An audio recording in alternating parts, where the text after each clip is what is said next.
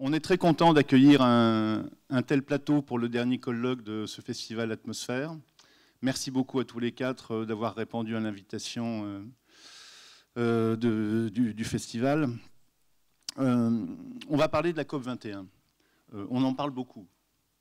Mais maintenant, ça y est, on y est. Enfin, presque. Ça fait quelque temps qu'on en cause. Ça fait quelque temps aussi, et presque depuis Copenhague, en fait, qu'on attend un sursaut face aux réalités du réchauffement climatique. Ce qu'on va faire, c'est essayer de dresser un constat vraiment lucide de ce qui se passe.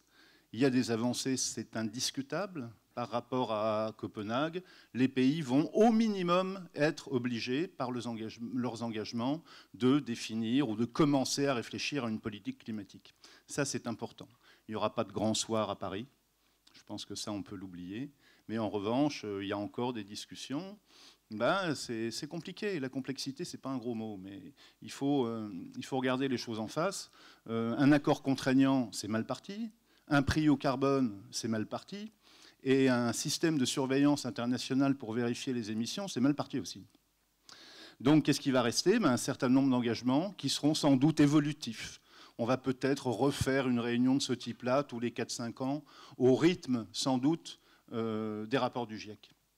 Voilà à quoi on peut s'attendre aujourd'hui, mais il nous reste 2 mois pour tenter de convaincre tout le monde, et c'est ce qu'on va essayer de faire cet après-midi. Avant de vous présenter les intervenants, je voudrais qu'on aille faire un petit tour en 1 minute sur le Mont Blanc pour voir que, tiens, ça change. On regarde.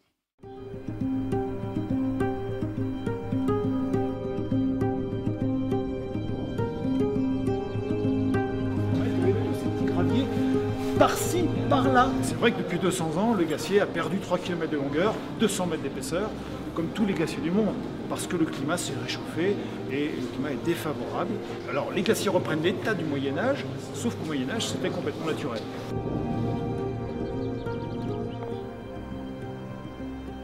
Il y a bien 30 ans maintenant, quand j'étais plus jeune, on arrivait à sortir du glacier presque sans marcher pour atteindre le chemin forestier qui nous ramène à Chamonix. Aujourd'hui, c'est plus possible, il y a au moins 100 mètres de dénivelé à faire en plus. Quand j'étais enfant, j'allais skier dans la vallée de Chamonix au mois de novembre. Aujourd'hui, les premiers virages, on les fait la première semaine de Noël. Il y a presque 2 mois d'écart.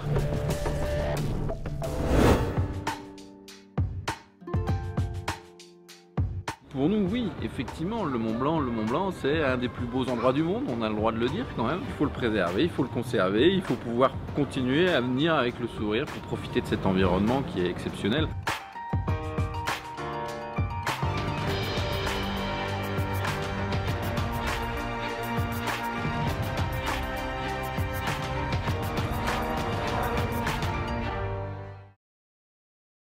Voilà, merci. Donc, je vous présente déjà les invités. Alors, Bruno Léchevin est président de l'ADEME, l'Agence de l'environnement et de la maîtrise de l'énergie. L'ADEME est évidemment très investi dans la COP21 et dans l'application de la loi sur la transition énergétique pour la croissance verte. Gilles Boeuf vient de quitter la présidence du Muséum national, du Muséum d'histoire. Oui? Vous ne savez pas, Jean-Louis? D'accord. Il a été nommé donc en juillet dernier, hein, c'est tout récent, conseiller scientifique pour l'environnement, la biodiversité et le climat auprès de la ministre de l'écologie, Ségolène Royal. Jean-Louis Etienne, médecin de formation mais explorateur engagé par passion de la Terre et des océans, de l'Arctique à l'Antarctique, en passant par l'île de Clipperton, française, autant d'expéditions qu'il sait d'ailleurs à merveille raconter, et je pense que c'est très important de faire partager ce type d'aventure qui mêle la découverte, la science et la prospective aussi. Enfin, Tristan Lecomte, entrepreneur atypique, non mais il pense que l'on peut faire du business en respectant la terre et les hommes. Fondateur d'Alter Eco et de Pur Projet, collectif de lutte contre la déforestation et le changement climatique. Son nouveau livre, bientôt dans les librairies, ce sera le 15 octobre, c'est ça? Et si on remontait dans l'arbre? C'est aux éditions de La Mer Salée. On va lui poser la question tout à l'heure.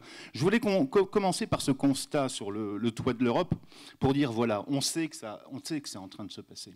Qu'est-ce qu'on attend, Bruno Léchevin? Qu'est-ce qui coince?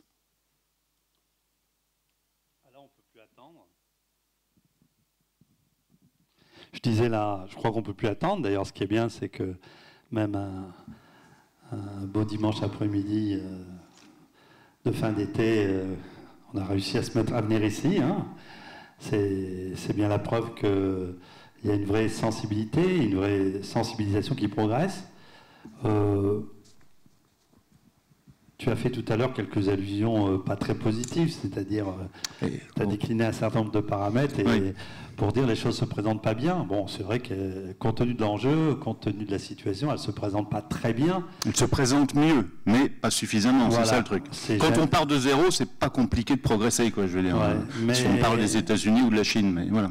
Est-ce que c'est assez? C'est pas sûr. Je crois que ce qui est sûr à l'évidence, c'est que maintenant, plus personne n'ose dire que tout ça, c'est une vue de l'esprit. Et ce qu'on vient de voir, moi, quand j'étais gamin, j'ai emmené mes enfants, j'ai emmené mon deuxième, et à chaque fois, j'ai vu la différence.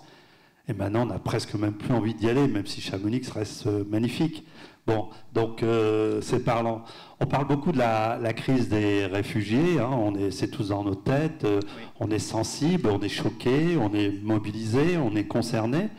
On oublie qu'en 2050, c'est probablement de l'ordre de 250 millions de personnes qui pourraient être déplacées et qui seront des réfugiés climatiques, et ils sont déjà aujourd'hui plus de 20 millions. On en parle beaucoup moins. Là aussi, c'est une réalité objective. Donc, ce qui coince, c'est que les enjeux sont tellement considérables, c'est qu'on a pris tellement de retard, c'est que ceux qui sont les plus responsables, c'est ceux qui devraient continuer à plus faire. Il y a globalement la question de comment on va s'y prendre pour financer, pour que la part entre les pays riches, les pays émergents, les pays pauvres, tout le monde ait sa contribution, non seulement à la hauteur des dégâts causés, mais aussi à la capacité à financer. Alors on sait très bien que si on ne finance pas, on va prendre encore plus de retard, et c'est de l'ordre de 100 milliards de dollars qu'il nous faut trouver par an, oui. Plus ou moins 90 milliards d'euros, je sais pas où on en est. Oui, c'est ça, oui. C'est donc évidemment considérable. À titre de comparaison, on avait promis à Copenhague 10 milliards par an tout de suite, on en a réuni 5,5 en l'espace de presque 6 ans. Hein.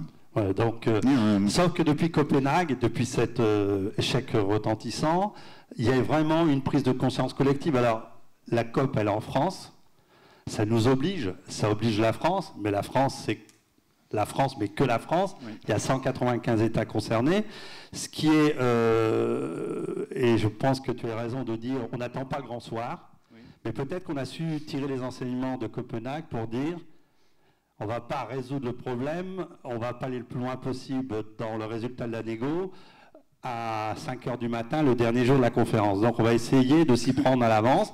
Et là, il y a tout un mouvement diplomatique difficile qui s'y emploie. Et puis surtout, et c'est peut-être pour ça qu'il y a un espoir supplémentaire, contrairement aux accords, aux non-accords précédents, qui étaient des accords contraignants pour les États, il y a une sorte de révolution globale de la société, qu'il s'agisse des entreprises, qu'il s'agisse des collectivités, qu'il s'agisse des ONG, pour faire que cette COP21 soit, quoi qu'il arrive, un début de succès.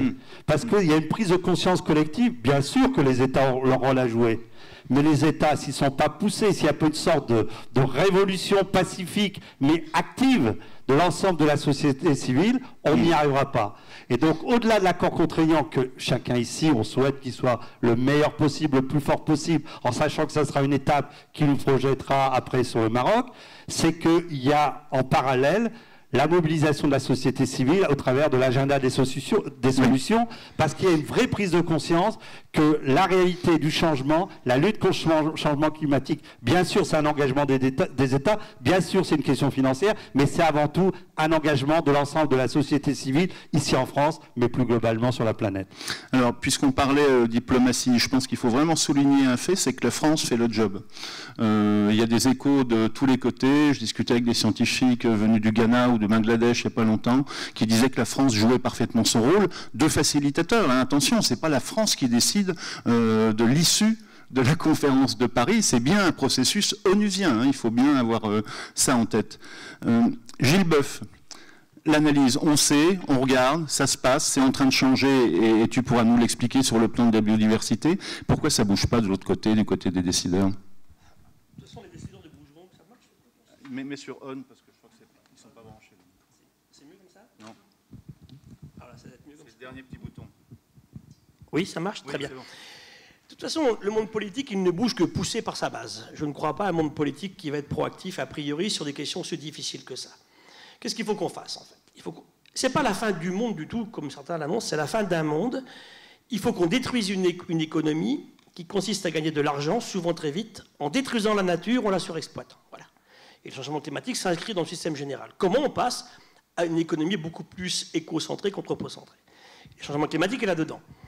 Donc les 4 grandes raisons aujourd'hui de perte de la biodiversité sont la destruction des écosystèmes, des milieux, la pollution, bien entendu, partout, on la vit tous les jours dans notre sang également, hein.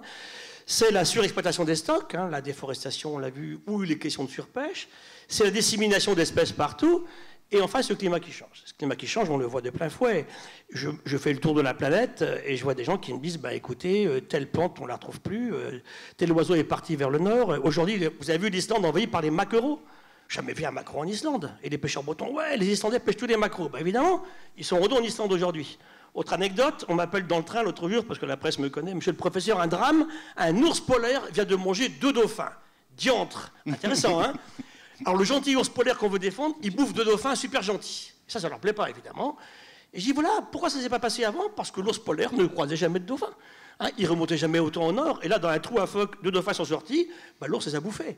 Et effectivement, des questions comme ça, on va en avoir de plus en plus en permanence. Donc ça veut dire que tout change chez moi. Moi, je vis en pays catalan, dans un petit village qui s'appelle Bagnols-sur-Mer. On a fini les vendanges.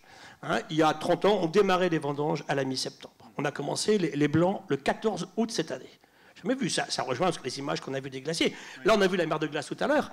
Sachez qu'au Pérou, au Chili, en ce moment, mes collègues me disaient, scientifiques de l'IRD qui travaillent là-bas, on a perdu dans les glaciers andins, en 40 ans, ce que l'Europe a perdu en 3 siècles, depuis la fin du petit âge glaciaire en 1650. L'histoire a commencé il y a quelque temps. Donc vous avez des régions du monde où ça va encore beaucoup plus vite. Jean-Louis nous parlera encore beaucoup mieux que moi, bien sûr, de l'Arctique. L'Antarctique, c'est un peu ambigu. Il y a des coins aussi plutôt plus froids, des coins aussi plutôt plus chauds. Mais vous avez des régions où c'est extrêmement prégnant. Ce qui est clair aujourd'hui, c'est qu'on dit souvent, oui, vous comprenez, où est l'influence de l'humain là-dedans. Alors il faut être très très clair une fois pour toutes. Hein. La vitesse du changement est là pour le démontrer. Le climat a toujours changé. La vie sur la Terre est façonnée par ce climat qui avait changé. Je dirais même qu'heureusement que le climat a changé. Sinon, on aurait 2 espèces marines, 2 espèces continentales, ça serait bien suffisant, en fait. Hein. C'est parce que ce climat a changé que la vie a dû réagir en créant ces espèces en permanence. Gould disait, que le Darwin du XXe siècle, il disait, durant l'évolution, il y a des très très longues époques durant lesquelles il ne se passe pas grand-chose, et des époques où tout se produit avec des espèces qui apparaissent, et toujours ce sont des moments de changement climatique, ou d'éruptions volcaniques très importantes. Donc la vie réagit face au changement. Donc aujourd'hui, on pourrait me dire, bah, c'est bien, l'humain crée des conditions de changement, et c'est vrai, l'humain crée des conditions d'apparition de nouvelles espèces. Mais le résultat est très mauvais, puisque comme on détruit au fur et à mesure les écosystèmes, elles n'ont pas le temps d'apparaître. Donc ce climat qui change, encore une fois, c'est la vitesse du changement qui nous préoccupe. Hein, c'est effectivement la température de l'eau de mer, c'est effectivement la température de l'air, ces fontes de glaciers qui se manifestent, c'est également bien sûr l'acidification de l'océan, qui est une question dramatique, tout à fait liée aux émissions de CO2. Tout ça mis bout à bout, c'est la disparition de l'oxygène dans certaines mers de la planète, c'est la remontée du niveau de la mer. Donc, tout ça crée, à cette vitesse-là, jamais vu. Hein, en 250 ans, on a rendu l'océan 30% plus acide. L'océan a déjà été beaucoup plus acide que ça, mais sur de très longues périodes, beaucoup plus longues.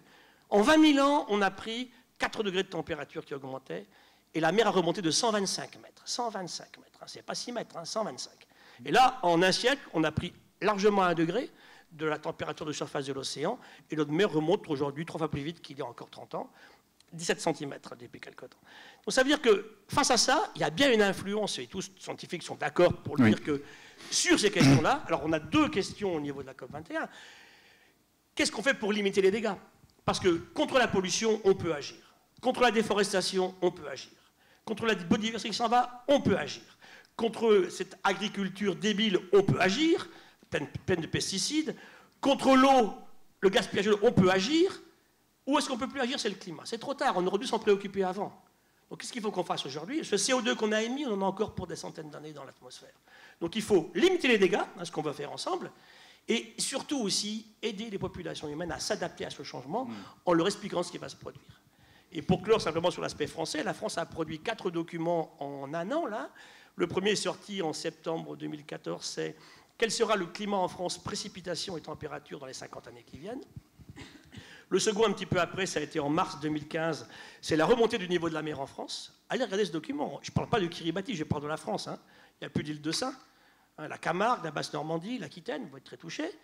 C'est un document également sur comment préparer les Français à s'adapter à ce changement. Et le quatrième document qu'on a rendu il y a quelques semaines, qui n'est pas le moins inquiétant, c'est quel est le rôle, enfin, quelle est l'influence du changement climatique et des pertes de diversité biologique sur la santé des Français.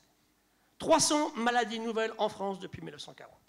Une grande partie liée au changement climatique et aux pertes de diversité biologique. Donc voilà pourquoi, effectivement, on a un combat commun.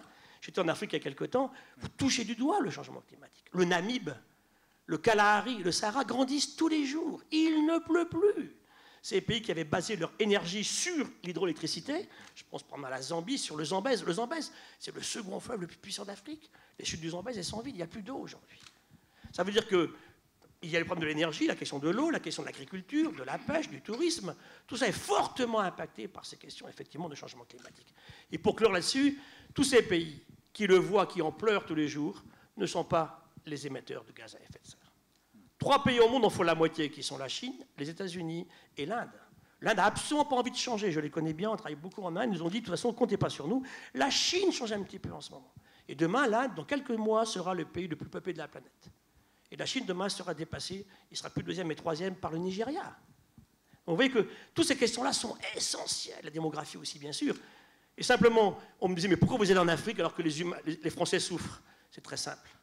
Ou on aide des Africains à être bien chez eux, ou alors ils vont entreprendre des migrations vers le nord. Et là, je vous assure qu'on vivra beaucoup moins bien pour nous. Merci Gilles. Je voudrais vous rassurer. Hein. Non, on peut l'applaudir. Okay. Là, on parle du problème, mais on va aborder les solutions aussi. On va le faire avec Tristan, on va le faire avec vous quatre.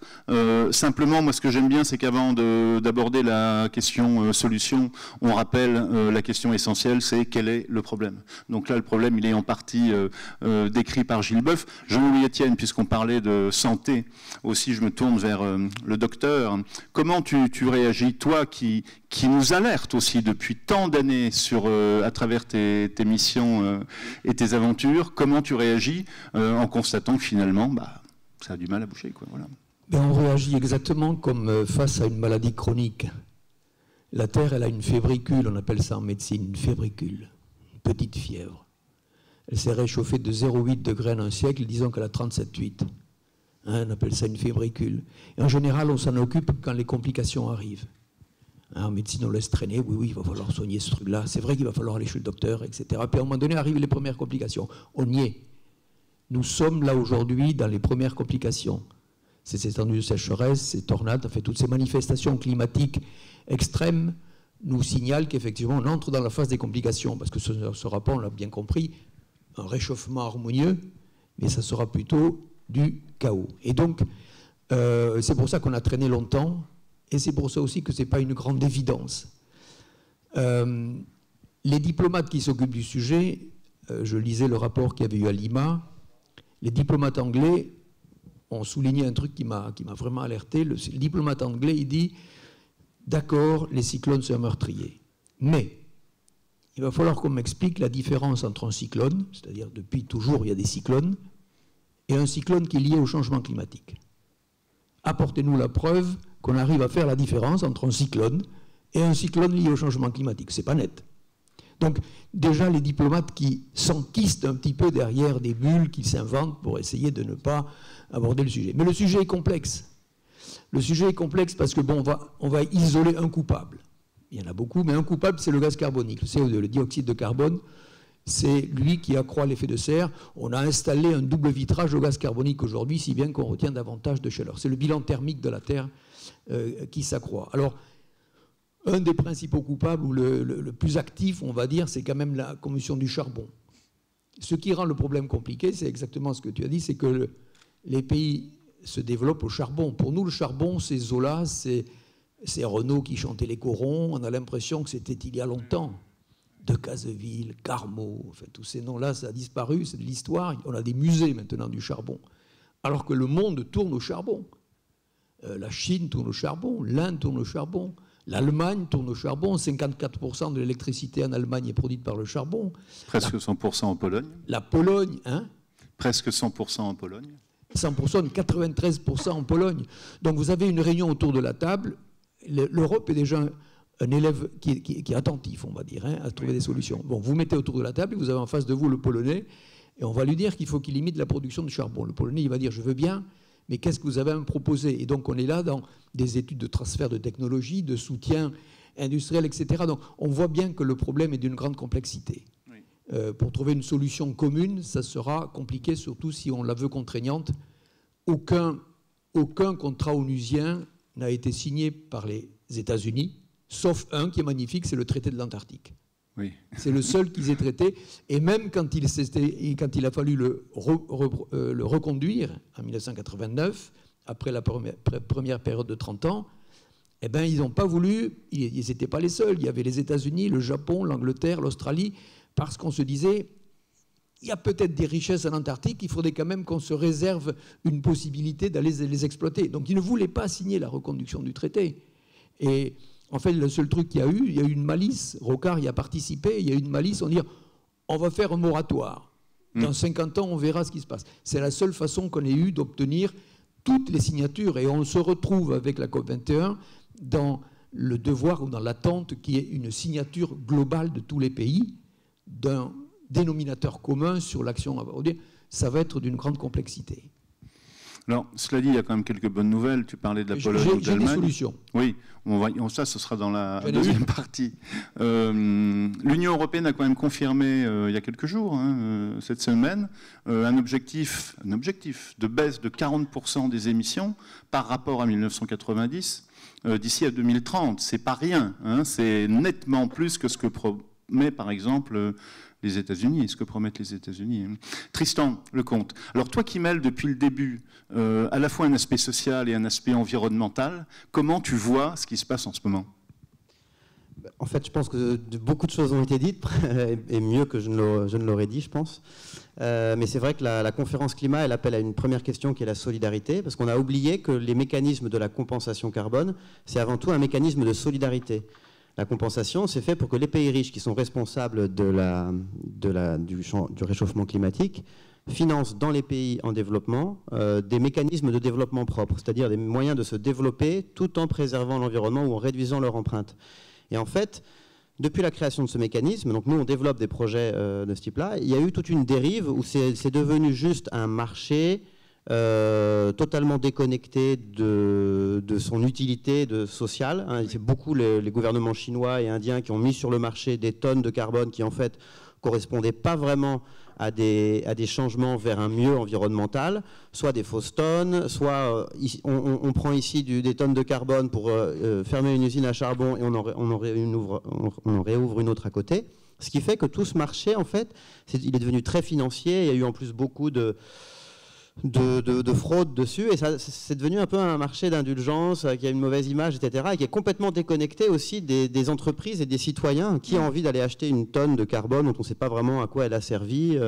Puis il y a des prix, ça va de 50 centimes à 60 € pour le même service. On se dit, mais comment c'est possible? Donc c'est devenu un gros bazar. Donc je pense que un des moyens déjà de se réapproprier la question du climat, c'est de comprendre que c'est vraiment une question de solidarité entre les peuples par rapport à la question des migrants, par rapport à la question du développement international, de la solidarité internationale. Quand j'ai démarré en 98, c'était l'époque où on disait on donne 30 milliards de dollars par an pour l'aide internationale. Si on veut couvrir tous les besoins élémentaires des populations dans le monde, on a besoin de 30 milliards de plus. C'est rien du tout. C'était 0,3% de points, enfin 0,3 points de PIB des pays de l'OCDE. Donc on voit que ce n'est pas une question d'argent, mais pour mobiliser les gens, il faut leur expliquer quelle est l'utilité, que c'est fait pour aider des gens à faire face au dérèglement climatique alors qu'ils n'en sont pas responsables. Et surtout, je pense, il faut montrer l'intérêt pour ceux qui vont payer de s'engager dans ce secteur. Et ça, c'est un gros décalage aussi. C'est qu'en fait, acheter des crédits de carbone, ça a été, je suis une entreprise française et je vais acheter des éoliennes au Zimbabwe. Mais j'y suis jamais allé, ça n'a rien à voir avec mon métier et je ne sais même pas d'ailleurs si c'est vraiment utile ou pas. Et donc nous, avec Pure Projet, ce qu'on s'est dit, c'est que si on veut vraiment qu'on passe de la niche, d'un marché de niche à un marché vraiment mainstream où tout le monde s'engage pour le climat, il faut montrer à chaque fois à la personne quel est son intérêt. Par exemple, pour le Mont Blanc, eux, on voit qu'ils sont intéressés de préserver le climat parce que c'est l'avenir de la station et de la région qui en dépend.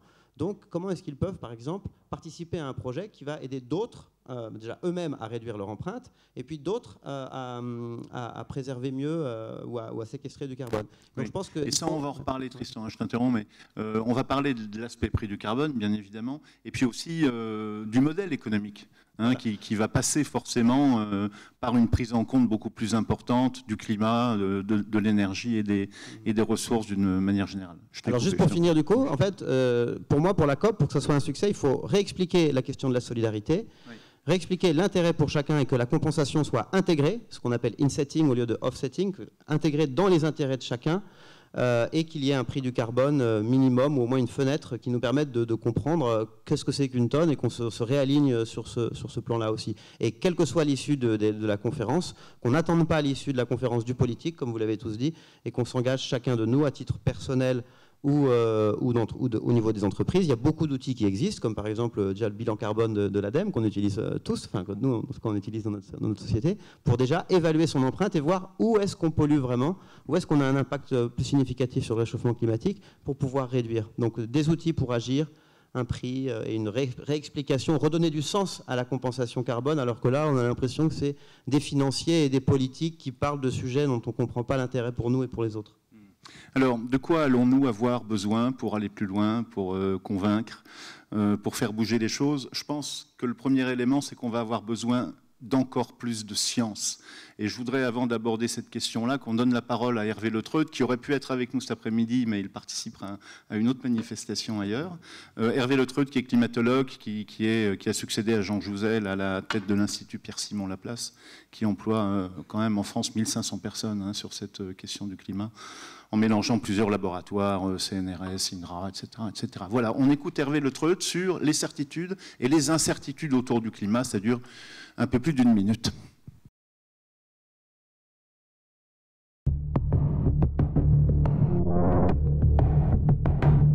Une certitude, c'est que les gaz à effet de serre augmentent de manière très rapide, que ça provoque un réchauffement, qu'on voit les premiers symptômes très clairs de ce réchauffement dans les régions arctiques, mais en fait partout sur la planète, conséquences directes sur le relèvement du niveau de la mer, sur la fonte des grands glaciers, beaucoup de conséquences très directes du réchauffement sur le vivant. Et ça a des conséquences plus indirectes qui sont plus difficiles à attribuer déjà au début du réchauffement, qui sont des conséquences potentiel sur des événements comme les grands cyclones, les grandes sécheresses. Mais on sait que ça fait partie des éléments sensibles aussi du système climatique qui vont être modifiés par le réchauffement global de la planète.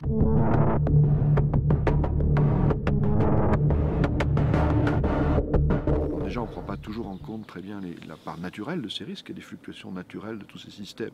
Il faudra être encore plus vigilant parce qu'on pourra avoir, par exemple, des étiages de rivières qui soient différents, on pourra avoir des érosions des zones côtières qui seront différentes. Et tout ça sera difficilement prévisible dans le détail, ce qui veut dire que une politique d'adaptation à tout ça, c'est d'abord une politique de précaution beaucoup plus importante. Hervé Letreut, alors vous demandez peut-être ce que c'est les entretiens climat-énergie. Ça, c'est un truc que je fais avec l'association que j'ai montée avec Hervé, avec Jean-Marc Jancovici il y a 10 ans. On invite une trentaine de journalistes à faire un peu de ski le matin autour du Mont Blanc et à suivre l'après-midi des conférences sur le climat et l'énergie. On est tous bénévoles, bien sûr, dans cette affaire. C'est pas une page de publicité. On le fait grâce à de précieux soutiens, celui de l'ADEME, fidèle depuis pas mal de temps, notamment. Je voulais préciser ça. Gilles Boeuf. La place de la science dans tout ça, dans quelle direction on peut aller, dans quelle direction les scientifiques peuvent-ils aller pour faire bouger les choses? Bon, je dirais deux choses. Je relisais une biblio que je fais assez peu d'habitude, c'est l'encyclique du pape. Je n'avais jamais mis les choses du pape dans ma bibliographie. Et ce matin, je relisais certains moments de l'encyclique où le pape dit des choses qui, pour nous, scientifiques, sont absolument ahurissantes. Venant du personnage, il dit il faut redonner de la liberté aux chercheurs. Alors nous, on peut que bomber le torse, c'est génial qu'on dise ça, Hein. Il faut les laisser s'exprimer en toute liberté. Ce sont eux qui nous feront des propositions de scénarii et donc d'adaptation possible. Alors, ok, moi je suis absolument ravi avec ça. Donc si le pape le dit, j'espère que d'autres vont le prendre en considération au niveau du monde politique. Hein. Bon, c'est clair que sans science, par exemple, je prends un exemple précis. J'étais l'autre jour à l'Élysée puisque le président ouvrait donc officiellement ce qu'on appelle l'équipe de France du climat. On était tous là et quelques jours avant, on participait à la préparation de cette manifestation et on me dit voilà, il faut faire parler des artistes, très bien, des sportifs, très très bien, et on fait toute la liste et au bout du compte, il n'y a pas de scientifiques. Alors, je dis attendez, il y a un problème, ils sont les scientifiques. Ah ben oui, on a oublié, mais tu as raison, il faut en mettre. Voilà. On en était là il y a 15 jours, juste avant, c'est du vécu d'il y a 15 jours. Ah ben oui, donc tu vas parler. Voilà, donc j'ai raconté un petit histoire sur le climat. J'avais 1 minute 30, hein, mais comme le footballeur et comme l'artiste, très bien. Donc c'est là qu'est la question en fait.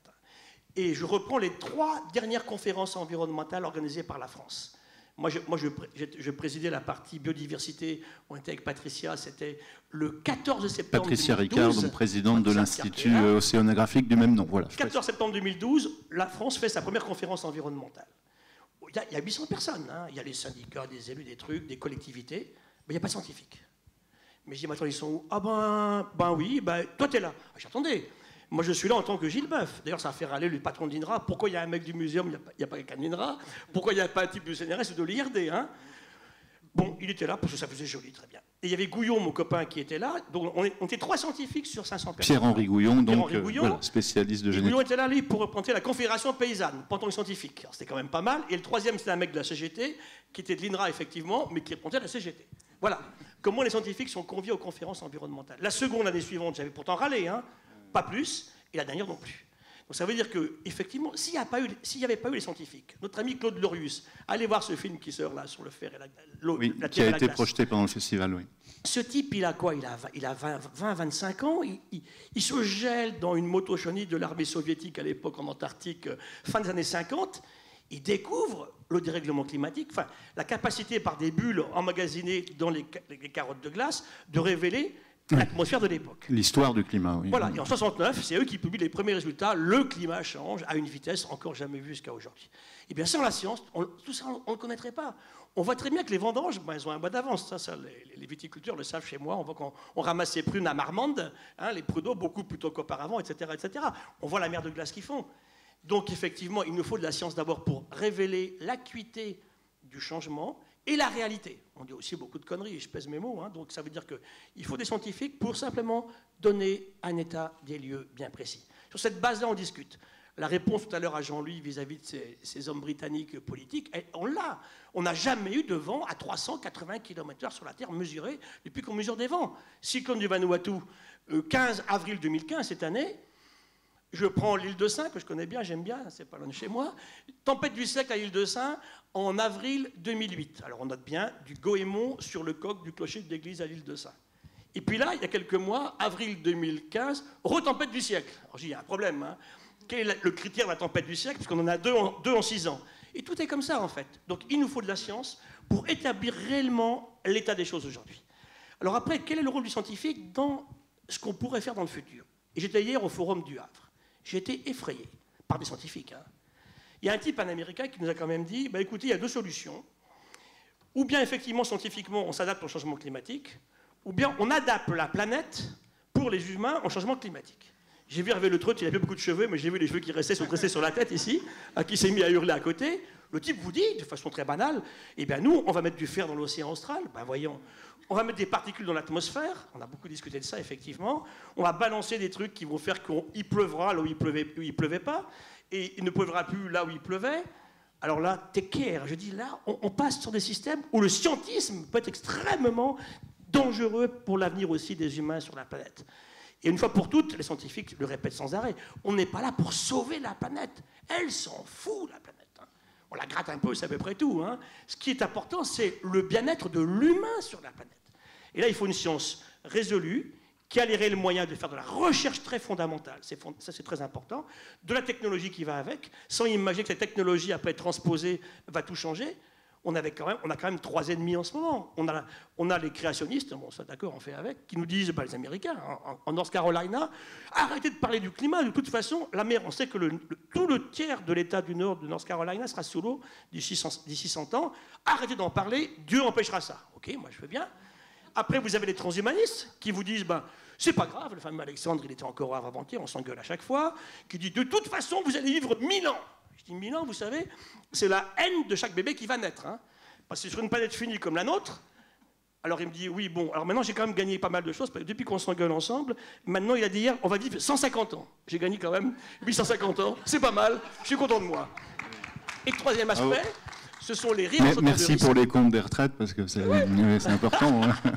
On va pouvoir dégager des crédits pour les scientifiques. Complètement. Les réenchanteurs du risque qui, eux, vous disent, ben, retirons le principe des précautions de la Constitution et laissez-nous faire n'importe quoi au niveau des high technologies. Voilà, donc la science, oui, elle est fondamentale pour expliquer ce qui se passe, et essayer de faire des prévisions, sachant quand même que les connaissances en biodiversité sont également beaucoup dans la société civile et dans des gens qui ne sont pas climatologues. Et puis enfin, il faut garder de la raison dans tout ça, et sans jamais oublier que chaque dérèglement, quel qu'il soit, a un impact social. Alors, voilà. Donc, oui. Bravo. Ah, oui.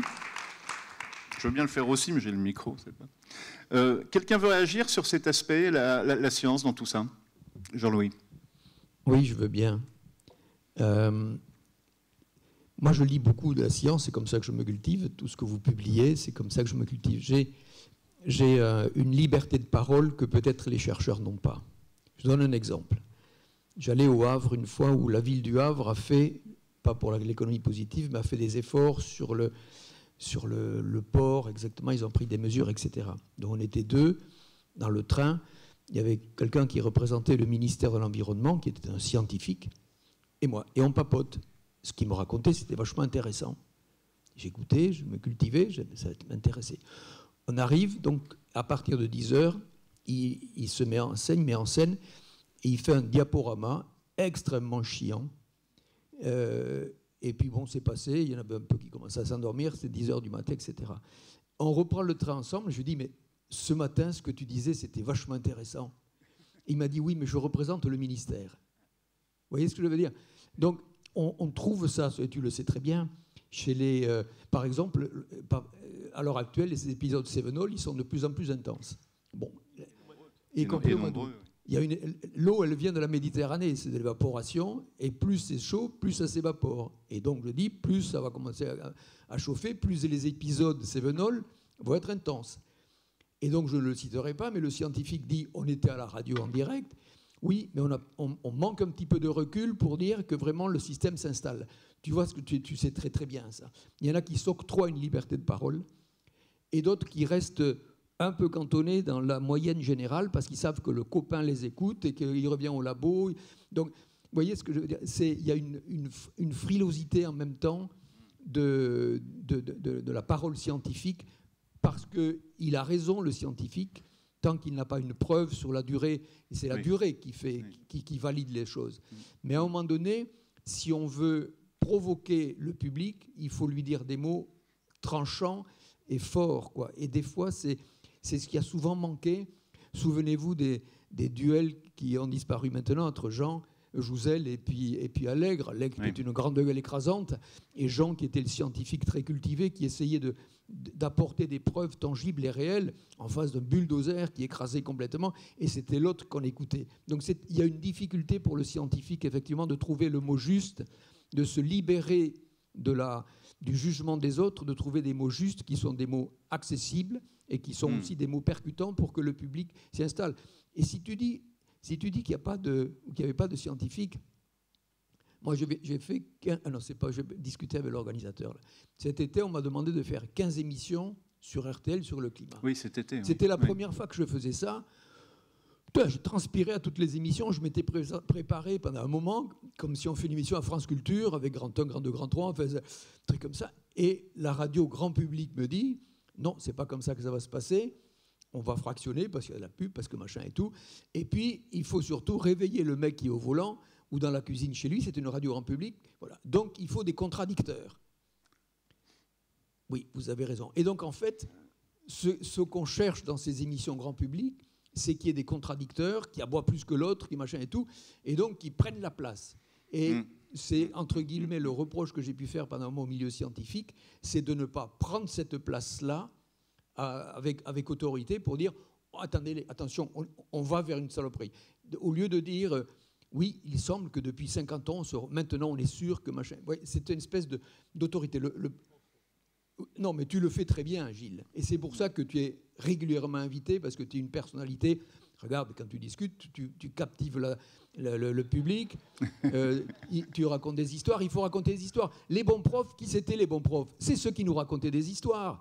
C'est un travail de metteur en scène. Il faut mettre en scène la connaissance. Si on reste froid sur des courbes qui sont chiantes et que personne ne regarde, il faut être metteur en scène de la connaissance. Et donc, c'est ce que tu fais très bien. C'est la raison pour laquelle tu es invité. Et puis maintenant, encore plus près du bon Dieu. Donc, ça veut dire que tu as pris ta place d'orateur. Oui. Et souvent, le scientifique reste un petit peu en dessous. En tout cas, je ne pense pas que l'entrée de Gilles au ministère va lui couper le sifflet. Ça m'étonnerait. Bah non, sinon, Bruno Léchevin. Ça serait dommage et ce ne serait pas utile. C'est très clair que si ça ne me plaît pas, je m'en vais. Oui. Parce que tu as oublié de dire que mon vrai métier, moi, c'est professeur à Pierre et Marie Curie. Hein. Oui, c'est vrai. C'est mon métier numéro 1. Donc, je fais ça parce que je trouve que pour la COP21, j'ai envie d'aider quelqu'un qui a envie effectivement de faire des choses qui ne sont pas banales à ce niveau-là. Donc, OK. Donc, tant que ça marche. Moi, j'ai vu un changement très très fort depuis quelques semaines, hein, depuis cette histoire-là. C'est qu'il y a deux aspects très importants qui sont bien sortis à l'Élysée l'autre jour. On parle enfin de la vie. Je dis souvent, franchement, qu'est-ce qu'on en a à faire du climat qui change s'il n'y a pas la vie sur la Terre, dans cette vie humaine, bien sûr. Hein. Et donc, on parle de biodiversité et on parle d'océan. On avait complètement oublié l'océan jusqu'à présent. L'océan est considéré. Oui. On a fait plusieurs réunions là-dessus. L'océan est quand même de très loin le principal régulateur du climat. Donc, il faut le prendre pour ce qu'il est. Donc, s'il y a cette petite pierre à l'édifice qui est prise en compte, tant mieux, ça aura servi à quelque chose. Oui. Et on va en reparler dans un instant avec Jean-Louis Etienne et le projet Polarpod. Bruno Léchevin, voilà. Oui, je voulais juste rebondir pour dire, bien sûr qu'on a besoin des scientifiques. Heureusement qu'ils sont là, heureusement qu'ils parlent haut et fort, heureusement qu'ils parlent de manière plus harmonieuse peut-être que dans le passé, parce qu'ils nous éclairent, ils nous invitent à comprendre ce qui se passe. Il nous invite à comprendre pourquoi ça se passe, quelle ampleur ça va prendre. Et du coup, et en plus, moi, ce que je trouve très positif, c'est que, et c'est toute la discussion qu'il vient d'avoir, c'est qu'ils ne se parlent plus qu'entre eux, ils parlent avec les autres, et ça fait communauté. C'est le même problème pour les ingénieurs. Hein, et donc, l'enjeu climatique, et l'enjeu de la COP21, c'est apprendre à faire communauté avec toute la communauté. Parce que l'enjeu est humain. Il est humain, il est planétaire. Et donc, l'ADEME, dans son travail, au-delà de son travail d'expertise, elle a, justement, s'appuyant sur les capacités d'expertise, sur le travail de recherche des scientifiques, elle fait tout un travail de pédagogie, de prise de conscience, d'incitation, parce que si les populations ne comprennent pas ce qui se passe, ils ne voient pas comment agir. Ils sont prêts à agir. Et la question n'est pas de faire dans une vision tout à fait catastrophique des choses, même si l'enjeu est relativement catastrophique, c'est de dire qu'il y a un possible acceptable, désirable, et qui est intéressant et qui peut donner envie à la planète, et surtout à ses habitants, demain de vivre en communauté, bien sûr dans notre pays, à l'échelle d'un continent, mais aussi à l'échelle du monde. Et ça, c'est très important. Et je pense que quand toutes les communautés apprennent à faire communauté devant un enjeu mondial, eh ben, il y a quand même des éléments positifs. Et c'est pour ça que c'est même presque plus important cela que l'engagement des États, même si l'engagement des États est essentiel. Il s'agit du vivant. Merci. Voilà. Vous pouvez applaudir si vous voulez. Vous avez un succès cet après-midi. Alors qu'on parle quand même de choses qui ne sont pas très marrantes, mais bon. Tristan. Par rapport aux scientifiques, bien sûr, on a besoin de tous les scientifiques pour nous donner les tableaux de bord. C'est fondamental, comme vous l'avez dit. Mais par contre, quand il s'agit d'aborder les solutions, il faut faire très attention parce que une grande partie de la pensée scientifique qui a été mal orientée est à l'origine des désordres auxquels on fait face aujourd'hui. Par exemple, dans le domaine de l'agriculture, il y a un bouquin que j'adore qui a été écrit en 1975 de Masanobu Fukuoka qui s'appelle « La révolution d'un seul brin de paille ». Lui-même était scientifique. Il travaillait pour le gouvernement japonais sur la recherche de virus sur les plantes. Et puis il a arrêté en disant « Mais non, c'est stupide. On ne va... » Étant donné que la recherche est divisée entre ceux qui travaillent sur les fongicides, ceux qui travaillent sur les pesticides, sur les fertilisants, etc., On travaille de manière sérieuse, alors que par définition, la nature est interdépendance. Et on n'arrivera jamais, nous, en tant que petits humains, avec notre petit cerveau, à trouver une solution qui soit aussi puissante que la nature. Donc il a arrêté d'être chercheur, il est parti dans une ferme, il a développé une ferme pour observer la nature, utiliser ses connaissances scientifiques pour observer la nature et développer la ferme la plus productive en riz jamais développée au Japon, sans aucun intrant extérieur, uniquement s'inspirant de la nature, après 10 ans d'adaptation, etc.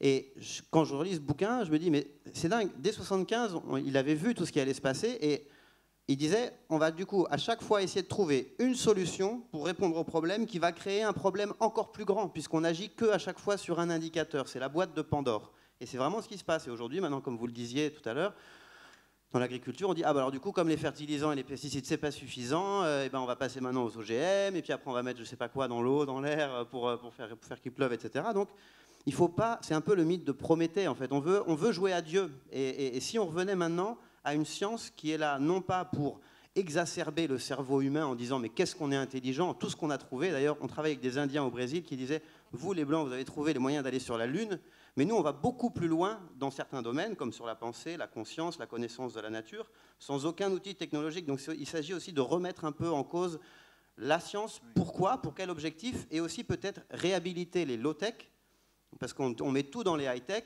et c'est très bien les high-tech pour beaucoup d'éléments, bien sûr, je ne vais pas dire le contraire, mais je vais vous donner un exemple sur l'arbre, par exemple, ce qu'on utilise nous comme outil justement de lutte contre le réchauffement climatique. On voit que l'arbre, justement, comme c'est un outil naturel, il agit non pas sur un indicateur, mais sur 100 indicateurs. Et c'est la même chose dans le domaine de la médecine. Une médecine allopathique, elle agit sur 2-3 indicateurs. Une plante, elle a environ 250 ingrédients qui vont rentrer en interdépendance avec le corps. Donc avec la plante médicinale, on va vraiment régler le problème de la maladie. Avec le médicament, on va le régler d'une certaine manière, mais c'est pour ça qu'il y a beaucoup que ça revient. On a le même cas dans l'énergie, etc. Donc la science, oui, mais à remettre complètement à plat et orienter sur l'observation de la nature et du vivant. Le problème, c'est que quand on oriente la science vers l'observation du vivant, il n'y a pas de marché où on va breveter quelque chose qui va rentrer dans le domaine public. Et donc, on a du mal à orienter la science dans ce domaine. Pourquoi est-ce qu'on a orienté toute la recherche dans le domaine agricole vers les fertilisants? Parce qu'on avait quelque chose à vendre. Pourquoi est-ce que, par exemple, nous, on produit du riz juste avec moins d'eau et on peut multiplier les revenus par 2 avec la technique du SRI ou avec du rice ducking, il y a différentes techniques. Personne ne veut en faire la promotion parce qu'il n'y a rien à vendre derrière. Donc c'est un peu le problème ensuite dans le lien entre science et application commerciale de la recherche scientifique et comment est-ce qu'on peut créer un contexte favorable pour que la science ne soit pas orientée uniquement vers la production de produits, en particulier de produits de synthèse.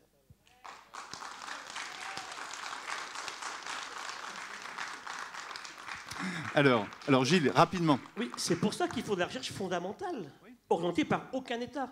Tous les prix Nobel français sortent d'où? De l'université, jamais d'une école d'ingénieur. C'est pas par hasard, hein. Ça veut dire effectivement que pour avoir un prix Nobel de chimie ou de physique ou de médecine, ce sont des gens qui ont une liberté totale. Et cette science, ça n'est pas orienté du tout. Hein. Moi, je peux t'assurer que quand on bosse, je n'ai rien à cirer du développement économique qu'il y aura derrière. Par contre, de jour, si ça tombe... Alors moi, j'aime beaucoup la bio-inspiration. Patricia Ricard, encore elle, présentait au CESE récemment ces questions de bio-inspiration et de biomimétisme. Et je te suis à 1000%. Au niveau du développement agricole, c'est fondamental. Hein. Donc il nous faut une science fondamentale, absolument pas orientée, si on veut avoir cette liberté dont on a besoin. Mais on en a besoin. Moi, je refuse d'admettre que les chercheurs sont tous, au départ, en train de faire des sciences de développement technologique. Pas les publics, ceux qui sont dans le privé peut-être. Hein. Alors, je voudrais qu'on conclue cette partie consacrée à la science et à la recherche avec le projet PolarPod. Hervé Le Treut le disait tout à l'heure, on a des certitudes, mais on a encore beaucoup d'incertitudes et on doit continuer le travail, notamment la place des nuages, notamment les échanges de carbone entre l'océan et l'atmosphère. Et ça, c'est précisément le projet que tu défends, Jean-Louis Etienne. Donc on va regarder où ça se passe déjà, c'est autour de l'Antarctique avec ce fameux courant circumpolaire. On va voir la première image. Oui. Voilà. Jean-Louis. Je me mets là parce que Voilà. Donc c'est là que l'action va se passer. Normalement, il y a des noms, mais ça ne fait rien. Au milieu, vous avez l'Antarctique, hein, la grosse tache noire. C'est l'Antarctique, c'est grand comme 28 fois la France, et c'est recouvert d'une couche de glace de 2,5 km d'épaisseur moyenne. 2500 mètres d'épaisseur moyenne sur 28 France. Là, vous avez la réserve d'eau douce de la planète qui est congelée là depuis longtemps. Et tout autour, les couleurs, ce sont des vitesses de courant différentes. Vous avez en haut à gauche le Cap Horn, tout à fait en haut, on ne le voit pas, mais il y a l'Afrique du Sud. Ici, en bas à droite, vous avez l'Australie et la Tasmanie et la Nouvelle-Zélande. Et donc, c'est un courant qui est alimenté en permanence par les fameux 40e, 50e, ces vents qui tournent. Il y a 5 dépressions en permanence autour de l'Antarctique qui alimentent ces vents, qui poussent ces courants, des courants légendaires. C'est le seul océan en fait en mouvement qui fait le tour du monde en permanence. Et donc, toutes les publications sur cet océan qui est loin se terminent par on a besoin de mesures in situ. Malgré les satellites, malgré les animaux instrumentés sur lesquels on met des capteurs, on a quand même besoin de la présence humaine. Donc ça, c'était l'équation qui m'a intéressé. Je me disais, quel type de vaisseau on peut trouver pour séjourner sur cet océan qui bouge beaucoup, un océan de tempête en permanence, dans des bonnes conditions de confort et de sécurité. Donc je me suis rapproché d'un bureau d'études qui est à Lorient, Laurent Mermier, qui est un type très brillant. Il m'a dit, si on veut avoir un navire qui soit stable dans ces conditions, il faut s'ancrer dans les eaux profondes. C'est-à-dire qu'il faut échapper à la zone de conflit. En mer, le conflit, la zone de conflit, c'est là où le vent et la mer se rencontrent. Hein, c'est ce qu'on appelle la zone de conflit, ça fait des vagues. Et donc les bateaux sont posés sur les vagues, d'une manière générale, sur la surface. Et donc si on veut avoir un navire solide, il faut une espèce de flotteur qui fait 80 mètres. Et donc je le fais avec mon micro, là. Donc vous avez le niveau de l'eau ici, et vous avez 80 mètres dessous qui sont pris en fait dans des eaux beaucoup plus stables et qui ne sont pas agitées par la surface. Et donc à ce moment-là, vous êtes ancré dans une eau beaucoup plus stable et vous ne subissez pas ces mouvements de vagues. Alors il m'a dit, il faudrait que tu te rapproches d'un navire qui existe déjà, qui s'appelle le Flip, qui est aux États-Unis à San Diego. Voilà, donc le Flip, c'est un navire, vous allez voir. Donc c'est un long tube derrière une étrave que l'on tire. Vous voyez, il fait 90 mètres de long. On l'amène sur zone, et puis on va ballaster, et petit à petit, il va basculer. Pendant 20 minutes, comme ça, on ballaste à différents endroits, et il va couler, basculer, pour se mettre en position horizontale. Donc, il a été construit, ce bateau, par la Navy, par les Américains, en 1960. Vous voyez, il est plutôt jeune, mais il est bien entretenu. Et ils l'ont construit pour écouter les sous-marins pendant la guerre froide. En fait, à 80 mètres sous l'eau, on est dans le silence, enfin beaucoup plus que dans la surface. Et ils avaient des hydrophones et ils écoutaient les sous-marins. Après, ils ont fait de l'acoustique, effectivement, et ils ont confié ce bateau au Scripps, qui est un centre océanographique important sur la côte californienne, au sud. Et les gars du Scripps ont mis ces perches vertes que vous voyez, qui sont des passerelles qu'ils déploient, qu'ils ramènent à l'horizontale et qu'ils instrumentent. Et ils font du travail comme ça à partir de cet outil. Donc, ce navire nous a inspirés. Donc j'ai passé 2 ans à San Diego, en Californie, et petit à petit, donc, je me suis rapproché des ingénieurs et des équipes de scientifiques qui travaillent sur ce projet, et ils nous ont filé les plans, ils nous ont donné en fait toutes les bonnes astuces pour faire un nouveau flip. Ils voulaient que je l'appelle The French Flip. Donc j'ai dit flip en français, c'est pas terrible. On voit très bien le flip fait le flop du flip ou des trucs comme ça. On avait voilà. Donc désolé, mais on ne l'appellera pas Flip. Donc, s'il vous plaît, passez là, qui s'appelle, je crois, Montage 540. Oui, c'est le 3e et le dernier. C'est le 3e et dernier. Donc, sur cette idée, sur ce principe-là, nous avons dessiné The French Flip. C'est ça. Donc, on a, à la place du tube plein, vous voyez, on a mis un treillis. Donc, on est beaucoup plus poreux, les vagues passent plus facilement à travers, on est moins influencé par la surface. Bon, c'est un dessin d'animation, ça bougera beaucoup moins que ça. Et on habite là-haut, ça fait 20 mètres de haut, l'habitation, il y a 4 étages. Donc on l'amènera à l'horizontale exactement comme le flip, parce qu'on ne peut pas déplacer, d'abord on n'a pas de moteur, et on le fait glisser sur l'eau, c'est beaucoup plus simple, et une fois sur zone, on le fera couler, comme ça on le fera remettre à l'horizontale par ballastage. C'est une manip qui est extrêmement complexe. Il y a une multitude de petits ballasts de manière à ce qu'il ne chavire pas, qu'il ne tourne pas, et il retrouvera sa position verticale. À la fin, on déballaste et on l'amène à peu près à une 15aine de mètres au-dessus de l'eau. Et ces 2 perches, on a repris le principe des 2 passerelles sur le côté. Voilà, par exemple, pour mettre à l'eau un AUV. Donc vous avez une idée de la taille quand même. Ça fait c'est un long truc, ça fait 125 mètres en tout, hors tout. Hein. Donc voilà un AUV qu'on met à l'eau. Effectivement, on aura des programmes comme ça de mesure, et puis il va dériver petit à petit comme ça autour de l'Antarctique. Ça bouge beaucoup moins que ça, hein, parce qu'on a fait des essais quand même sur des maquettes de 2,10 m, on a fait des essais sur des ordinateurs bien sûr. Alors, Météo France qui a fait la simulation donne un tour en 3 ans à peu près. 3 ans, donc nous allons... Vous pouvez arrêter. Merci. Et donc, nous allons rester 3 ans avec un renouvellement d'équipage tous les 2 mois. J'ai présenté ce projet, bien sûr, aux États-Unis, dans beaucoup d'universités, en France, en Australie, en Afrique du Sud. On a beaucoup de demandes, beaucoup de demandes. Il y a 3 choses qui émergent. Une de pratiquement tout le monde, c'est échange atmosphère-océan. Échange, parce qu'en fait, le bateau est tout à fait adapté. Les mesures qui sont faites aujourd'hui sur des navires, le navire bouge. Le Marion Dufresne fait ça depuis longtemps entre La Réunion et Kerguelen. Et il y a un ingénieur à bord qui corrige la mesure parce que quand le bateau bouge comme ça, il brasse l'eau, il brasse l'air et donc ça donne une mesure qui n'est pas parfaite.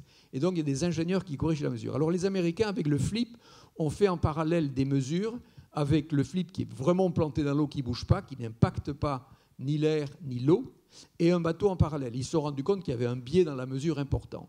Donc, c'est un outil qui va être parfaitement adapté. Et à l'heure actuelle, il y a 15 jours, est sortie une publication là, dans Science pour dire que l'océan austral, donc cet océan, est certainement le principal puits de carbone de la planète. On pensait qu'il arrivait à saturation, mais là, on se rend compte qu'il est encore assez puissant. Et donc, on a besoin de mesures, notamment en dehors des périodes estivales où il y a quelques missions. L'homme de science est devenu trop cher en mer pour faire des missions de longue durée sur cet océan qui est très distal, très loin. Là, nous avons une autonomie totale parce que c'est le courant qui nous amène et c'est l'électricité qui est produite par les 4 éoliennes qui va. Oui. Donc, on est tout à fait autonome. Les équipages sont relevés tous les 2 mois. Donc, échange atmosphère-océan. Deuxième demande importante, l'acoustique. On est un outil idéal pour faire de l'acoustique et aujourd'hui, on va faire donc des inventaires de faune par acoustique. Oui. On connaît la signature sonore de tout. De toutes les espèces, les clic, clic, clic, clic, ça c'est le krill, oh, ça c'est l'éléphant de mer, c'est tout ce que je sais faire. Et donc on les connaît tous et on va faire de l'acoustique passive et puis il y a aussi un programme d'acoustique active pour les bancs de poissons, les choses comme ça. Et le 3e sujet d'intérêt, c'est la validation des mesures satellites. Parce qu'en fait, le satellite est formidable, il travaille, il donne des précisions avec une très grande précision, mais on a besoin de ce qu'ils appellent le ground truth, la vérité terrain. Et là, il n'y a personne pour le faire. Donc ça, c'est quelque chose qui nous est demandé. Et très récemment, par Jean-Yves Le Gall, là, pour le Sentinelle 3 qui va partir. Le président du CNES. Voilà. Le président du CNES. Donc c'est les 3 sujets principaux de mesure. Normalement, il doit être... Je dis normalement parce que je n'ai pas encore signé. Ça fait 4 ans que je bosse. Le plus dur, c'est de trouver le pognon. Hein. Ah oui. Et là, ça y est, c'est bon. Je pense. C'est à 1. Allez. Oui, c'est bon, presque, on croise les doigts pour... C'est presque fait, donc ça devrait normalement... Alors, le CNRS nous a détaché 2 personnes, non, une personne à plein temps pour la coordination et 2 personnes INSU pour les instruments et 2 personnes IFREMER pour les instruments. Donc, les équipes sont prêtes et les programmes... Donc, à bord, il y aura 3 marins. Ça, c'est la commission de sécurité, parce qu'on a un vrai navire avec pavillon, inscription maritime. On a un navire de charge de moins de 500 tonneaux. Donc, 3 marins et 4 ingénieurs ou techniciens qui font de l'acquisition de données. Les chercheurs sont à terre. Donc, il faut des gens qui savent faire marcher les outils, les calibrer, les réparer éventuellement, et ils seront relayés tous les 2 mois. Donc, normalement, construction 2016 pour un départ fin 2007 après une campagne d'essai dans le golfe de Gascogne. Voilà. On a hâte d'y être un jour, oui. On a hâte d'y être, vraiment. Bravo. J'ai juste une petite question extrêmement profonde à te poser. Comment ça fait pour ne pas couler ton truc quand il est debout comme ça ? Vas-y. C'est un flotteur. Il y a 3 gros tubes du treillis qui assurent la flottaison. On a au fond un lest de 150 tonnes avec une part de flottaison et 150 tonnes de lest, de manière à ce qu'il reste bien droit. Et au milieu, il y a, vous avez vu en forme de catamaran, en fait maintenant c'est un cylindre, parce qu'en fait, ce navire pilonne très peu. C'est-à-dire il fait très peu ça. Le pire pour un navire comme ça, c'est d'entrer en résonance avec la houle. Parce que vous voyez, il fait 800 tonnes. Donc si vous commencez à faire la valse avec la houle, vous ne savez pas où vous arrêtez, quoi, hein. Donc il faut être déphasé par rapport à la houle. Et deuxièmement, il faut éviter de faire ces mouvements. Alors les mouvements d'en haut, c'est de 0,3 G, c'est-à-dire c'est tout à fait compatible avec un travail sur l'océan. Et le gros flotteur qui est intermédiaire assure aussi une flottabilité importante et surtout il assure dans la très très grosse mer parce que plus il y a du vent, plus ça charrie profond, plus ça bouge les eaux profondes. Et à un moment donné, quand vous avez 45-50 nœuds de vent et qu'il y a de la grosse houle, il faut pouvoir soulager. Et donc ce flotteur, il est là aussi pour soulager dans les cas de très grosse mer. Quand on l'installe, il y a une complexité effectivement dans le basculement, mais il y a une synchronisation entre différents réservoirs. C'est assez complexe. Il y a une multitude de petits réservoirs qui sont synchronisés et on peut ballaster et on peut aussi déballaster en mer si on veut rentrer à la maison. J'espère qu'on pourra suivre ça en direct quelque part sur Internet ou sur une chaîne d'infos, on verra bien. Bon, je voudrais qu'on aborde la dernière partie avant de vous donner la parole, bien sûr. C'est qu'est-ce qu'on peut faire? Question simple, bien évidemment. On va écouter un élément de réponse. Je vous demande de prêter attention à ce que dit Jean-Marc Jancovici, donc ingénieur bien connu quand on parle de climat et d'énergie. C'est important pour bien mesurer les efforts qu'on va devoir accomplir pour atteindre les objectifs chiffrés qui sont ceux décrits dans les rapports du GIEC. On écoute Jean-Marc.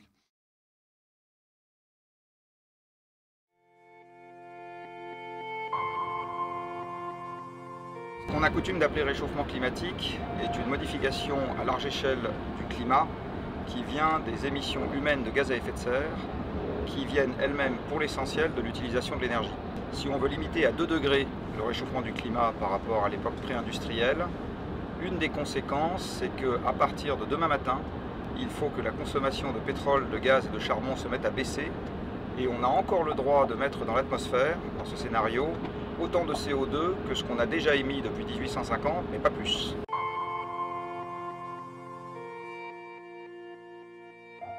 Les énergies fossiles, donc pétrole, gaz, charbon, représentent 80% de cette nourriture des machines sur la planète.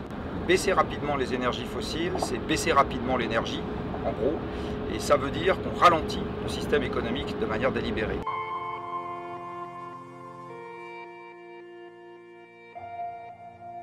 Jusqu'à maintenant, on a raisonné dans un monde qui était considéré comme perpétuellement en expansion. Le changement climatique est une des manières de raisonner dans un monde qui n'est plus en expansion, ce qui est extrêmement perturbant parce que la quasi-totalité du bagage intellectuel dont on s'est doté, la manière dont on conçoit l'économie, la manière dont on conçoit la justice sociale, etc., ont été pensés dans un monde en expansion et pas du tout dans un monde stable ou en contraction. Ce qui est très difficile à faire comprendre, c'est que de toute façon on va faire les efforts et on peut soit les faire de manière organisée le plus tôt possible, soit les subir de manière beaucoup plus douloureuse plus tard.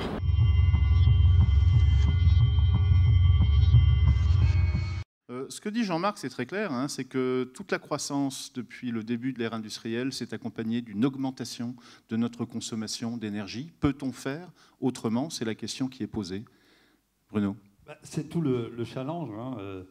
J'ai souvent l'occasion de dire que la croissance de l'énergie faisait la croissance de l'économie et que là, on doit inverser et décorréler, si tant est qu'on puisse parler comme ça, cette dynamique. Donc c'est le challenge.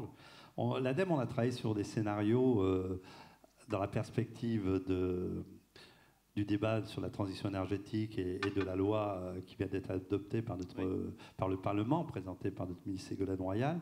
Et ces scénarios avaient comme objectif de démontrer qu'il était possible d'atteindre le facteur 4 à l'horizon 2050, donc tout l'enjeu par rapport au réchauffement climatique dont on parle depuis tout à l'heure. Donc division par 4 des émissions, c'est ça le facteur. Division par 4 des émissions de gaz à effet de serre. Et pour cela, il y a 2 choses relativement simples.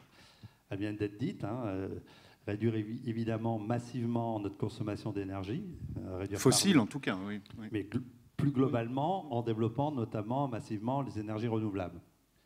Et ça va me permettre d'ailleurs de faire une petite incidence par rapport à tout ce qui a été dit tout à l'heure sur il faut aussi qu'on ose dire les choses.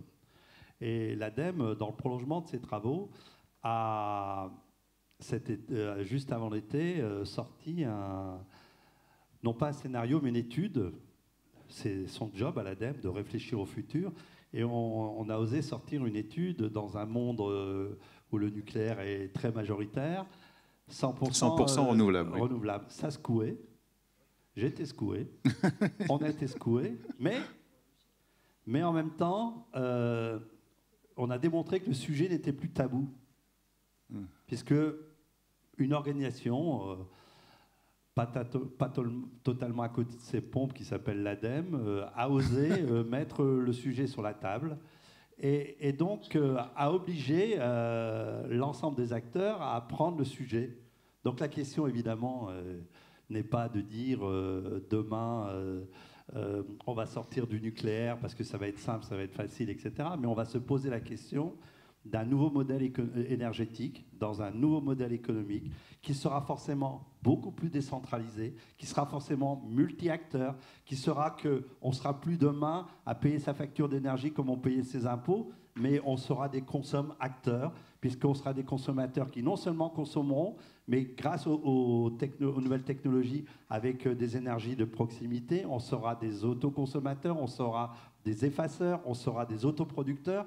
Et donc, il y a tout un modèle énergétique à inventer qui soit tout à fait en cohérence avec l'idée de créer un futur avec une société plus sobre, qui crée de la valeur, qui crée une croissance différente, qui sera... Mais en même temps, si on regarde ces dernières années, mais il n'y a plus de croissance. Alors, il faut qu'on arrête de nous faire peur avec un modèle régressif qui ferait qu'il n'y aurait plus de croissance. Il n'y a plus de croissance. L'objectif, c'est de créer en France, alors évidemment il y a une croissance encore à l'échelle de la planète, mais c'est de créer un modèle économique avec une société qui crée de la valeur, qui crée de la richesse, qui n'est pas un modèle régressif, qui est un modèle désirable, qui entraîne tout le monde, et donc pour cela, qui a comme objectif évidemment de préserver la planète par l'efficacité énergétique, la maîtrise de la consommation, et qui décorrèle la question énergétique de la question de la croissance globale.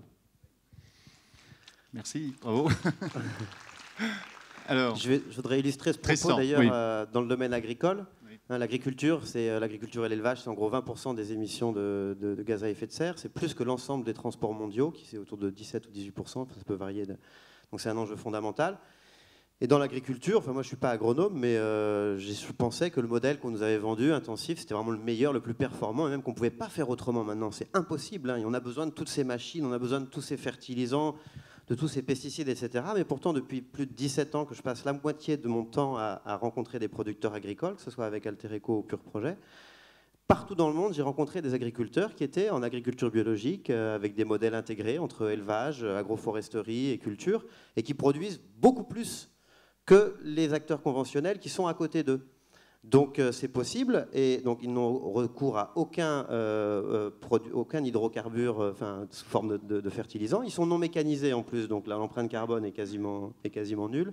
Même sur les émissions de méthane, par exemple, pour les rizières, on arrive à réduire les émissions de méthane de 80% en réduisant l'inondation de la rizière, et en plus ça augmente les rendements. Et en fait, on en est à la préhistoire de la connaissance du vivant par les scientifiques.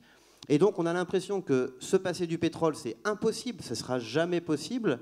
Mais pourtant, c'est tout à fait possible si on le force et si on réoriente la science vers la connaissance du vivant pour réapprendre les choses. On a découvert récemment que les arbres émettent des solvants qui alourdissent les gouttes d'eau et donc qui permettent d'appeler la pluie.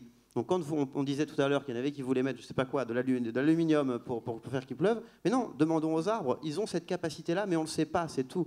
Et en fait, je pense que plus on va se mettre une grosse contrainte, moi personnellement par rapport à la conférence climatique, j'aimerais que nous, pays riches, qui sommes responsables de 95% des émissions des 50 dernières années, on dise, oui, on prend un modèle radical, et je pense que de réduction extrêmement radicale, et plus on va se forcer à ça, et plus du coup on va forcer l'ensemble des opérateurs économiques à s'engager vers des innovations de rupture qui vont aller beaucoup plus loin que juste mettre des petites rustines. Donc plus en fait on va se mettre la pression et plus ça va nous forcer à complètement changer le modèle. Ce qui veut dire qu'il va y avoir bien sûr un moment de flottement ou de compliqué à gérer, mais je pense que c'est une opportunité, et c'est une opportunité bien sûr de création de richesses, d'emplois, de nouveaux secteurs d'activité, comme les nouvelles technologies. Les nouvelles technologies, on voit, ça fait mal sur certains secteurs, mais ça crée énormément de richesses, ça permet de décupler la rapidité d'évolution de notre société, et le secteur des services écosystémiques, comme le réchauffement, enfin, la lutte contre le réchauffement climatique, je pense que c'est une formidable opportunité de création de richesses et de faire rebondir cette économie vers une croissance plus verte, plus vertueuse et aussi plus solidaire vis-à-vis des gens qui en ont besoin.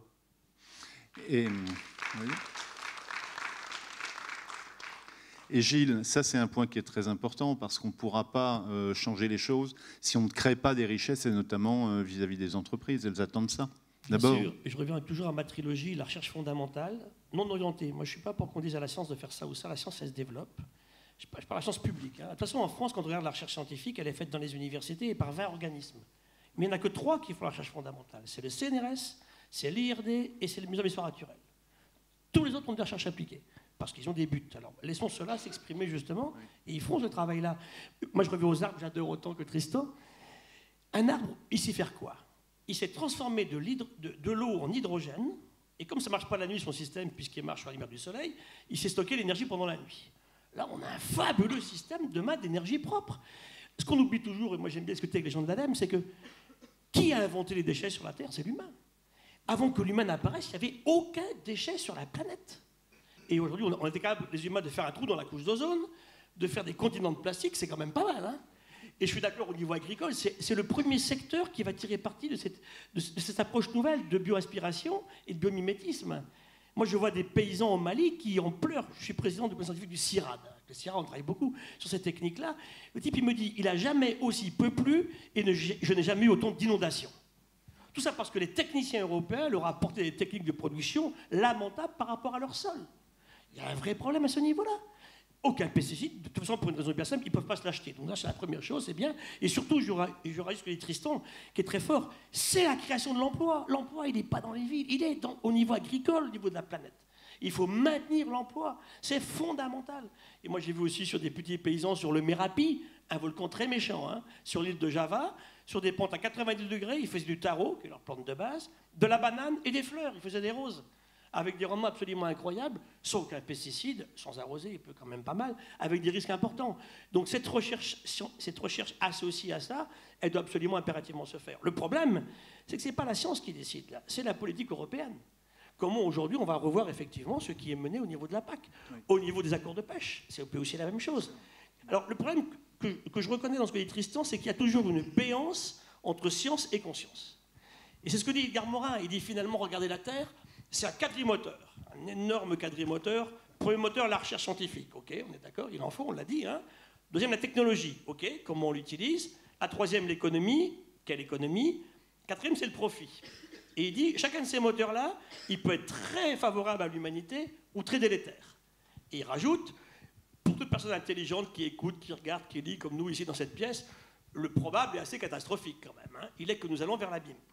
Et juste après, et moi je suis comme ça, je suis un optimiste aussi, grâce à des gens comme ceux qui sont là, c'est que souvent, dans l'histoire de l'humanité, le probable ne s'est pas produit. Eh bien, c'est ce qu'on fait ici aujourd'hui. Comment faire tout ce qu'on peut faire pour que ce probable ne se produise pas? La question, elle est là. Et pour ça, c'est une question de conscience, on l'a dit, c'est une conscience d'humanité, mais planétaire. Et c'est ça qui est difficile, en fait, à passer aujourd'hui. Pour revenir au prix de la taxe carbone, moi je pense qu'on ne peut pas, dès le départ, fixer une taxe carbone la même pour tous. Sinon, ça sera catastrophique pour certains pays. Oui, bien sûr. Il faut faire des castes, on verra après comment on les établit. Mais aujourd'hui, on a quand même assez abîmé les pays en voie de développement, parce qu'ils sont dans le caca grâce souvent à nous, ce qu'on a fait chez eux, et on ne peut pas maintenant leur interdire un certain rattrapage. Donc comment on fait dans une considération générale de ces questions-là? Et pour ça, il faut de la science. L'agronomie, puisque c'est le centre, il nous faut produire plus, parce que demain, on sera 9 milliards, sans augmenter indéfiniment les surfaces agricoles, sans empoisonner les gens, sans gaspiller l'eau, en maintenant la biodiversité. La biodiversité est le plus bel outil d'aide à l'agriculture. Je vais prendre un exemple sur le riz que tu connais bien. On est en 2007 en Inde. Un virus débarque qui flingue toutes les plantations de riz, le nanisme du riz. Au CIRAD, on va tester 6323 variétés de riz pour en trouver une paumée dans la vallée de l'Himalaya qui résiste au virus. Ce riz, aujourd'hui, il fait 100 000 km² du riz en culture. Voilà à quoi sert la biodiversité. L'agriculture a viscéralement besoin de ça. On a créé un livre avec Patrick Hinzelin au CIRAD qui s'appelle « Comment sauver l'agriculture par la biodiversité ». Et puis enfin, créer de l'emploi, bien sûr, ça c'est fondamental. Et puis arrêter ces pesticides absolument. Et juste une anecdote encore, j'aime bien les anecdotes. J'étais à Strasbourg il y a quelques temps où je faisais une conférence. Et on me dit, j'avais un agriculteur qui vient me voir, il en pleurait. Il me dit, j'aime bien ce que vous dites, je vous écoute, mais vous dites arrêtez les pesticides. Je fais des cerises. Cette année, avec le changement climatique, là où je faisais un traitement par saison, j'ai fait 6 traitements sur mes cerises. J'ai dit, vous les mangez? Non, je ne les mange pas. Voilà, c'est tout. C'est tout. Donc comment est-ce que la recherche aujourd'hui, je rejoins Tristan tout à fait, aide ce type-là à faire sa récolte, sa famille en vie, sans avoir besoin de faire 6 traitements. Voilà ce dont on a besoin aujourd'hui. C'est pour ça qu'il faut aussi de la recherche scientifique, mais toutes les connaissances que vous avez, mais regardons comment fait un type au Mali avec son herbe à éléphant autour, il n'a aucune peste agricole sur son champ parce que ça se colle sur les plantes qui sont autour. Racontez ça à un agronome conventionnel, le type il rigole. Ce qu'on prend pour de la superstition est absolument génial chez ces gens-là. Mais pour ça, il faut de l'humilité qu'on a un peu perdue. Et le vrai problème de la science actuelle, c'est de perdre cette arrogance des gens que j'ai écoutés hier qui nous disent qu'il faut adapter la planète et non pas effectivement qu'à l'inverse, l'humain s'adapte aux changements qui se produisent.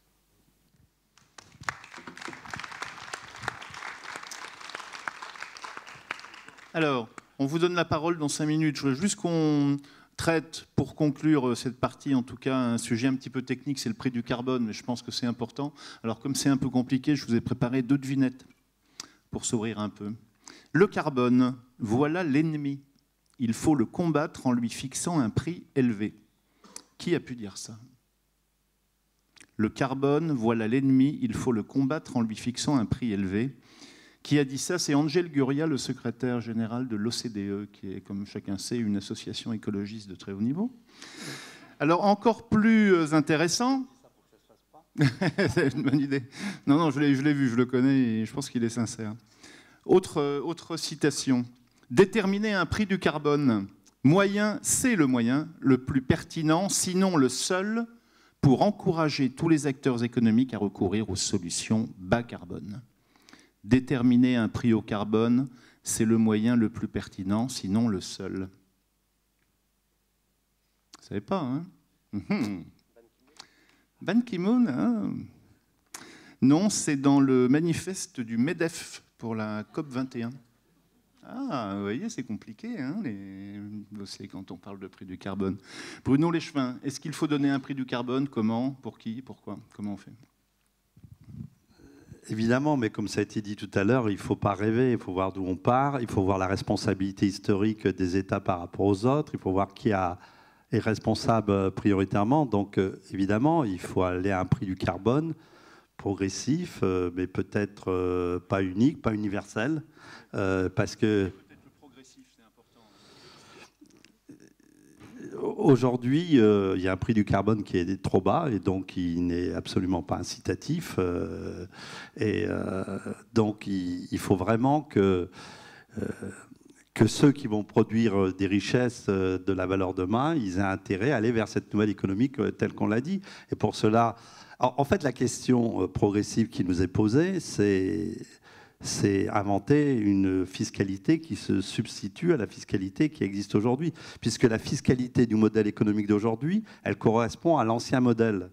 Et donc, elle n'est plus adaptée. Et comme on ne va pas durcir et endurcir encore la fiscalité, il faut trouver des processus de substitution. Et je pense que la taxe carbone, de ce point de vue-là, est un bel outil. Alors, ce qui est assez paradoxal, c'est que, y compris des pays comme le nôtre, mais c'est dur de faire de la politique long terme, c'est qu'on n'arrive pas à profiter du fait que les prix des énergies fossiles sont bas pour encliquer déjà un certain nombre de taxes.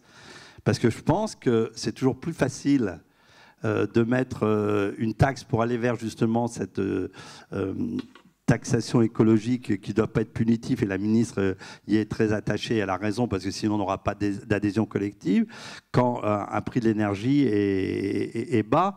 Et si le prix de l'énergie est bas, il va remonter un jour, et ce n'est pas à ce moment-là qu'on pourra faire un certain nombre de dispositions de redistribution au travers de la fiscalité écologique, de la taxation, mais aussi par rapport aux problématiques de taxe carbone.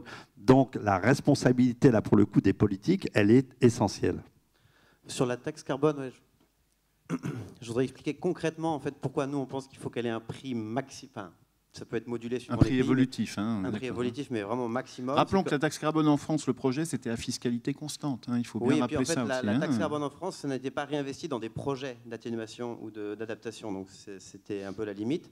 Nous, en tant que développeurs de projets, en fait, quand on vend des tonnes de carbone, avec ça, on plante des arbres. Et plus on vend la tonne chère, et plus on peut sécuriser l'impact écosystémique de l'arbre, à la fois sur le climat, mais aussi sur l'eau, sur la biodiversité, sur les sols, sur les revenus des fermiers, sur des aspects culturels, spirituels, etc. Parce que plus on nous donne de l'argent par tonne vendue pour planter des arbres, et plus on peut sécuriser la qualité du projet et aussi la part d'argent qu'on donne aux producteurs. Si on nous achète une tonne à 15 €, on va envoyer 12 € sur place. Et avec ça, les producteurs agricoles vont planter entre 3 et 5 arbres. On va les payer aussi pour maintenir la parcelle.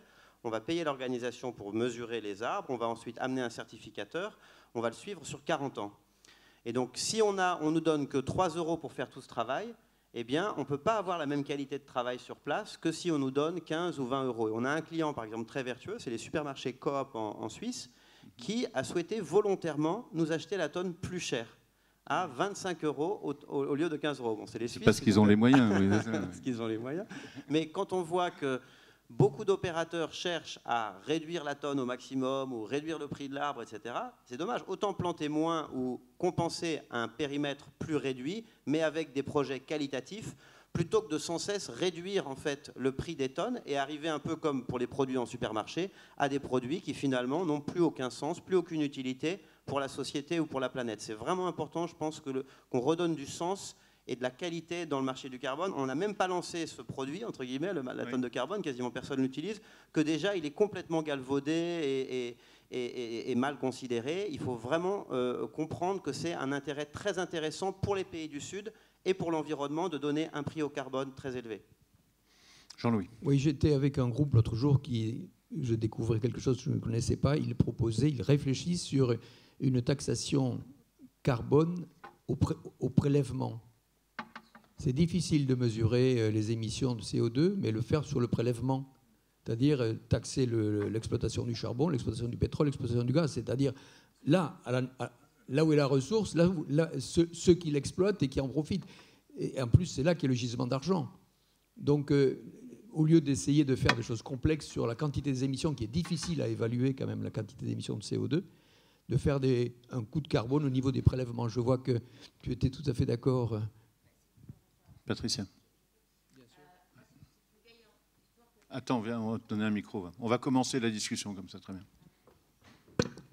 Oui, merci, bonjour.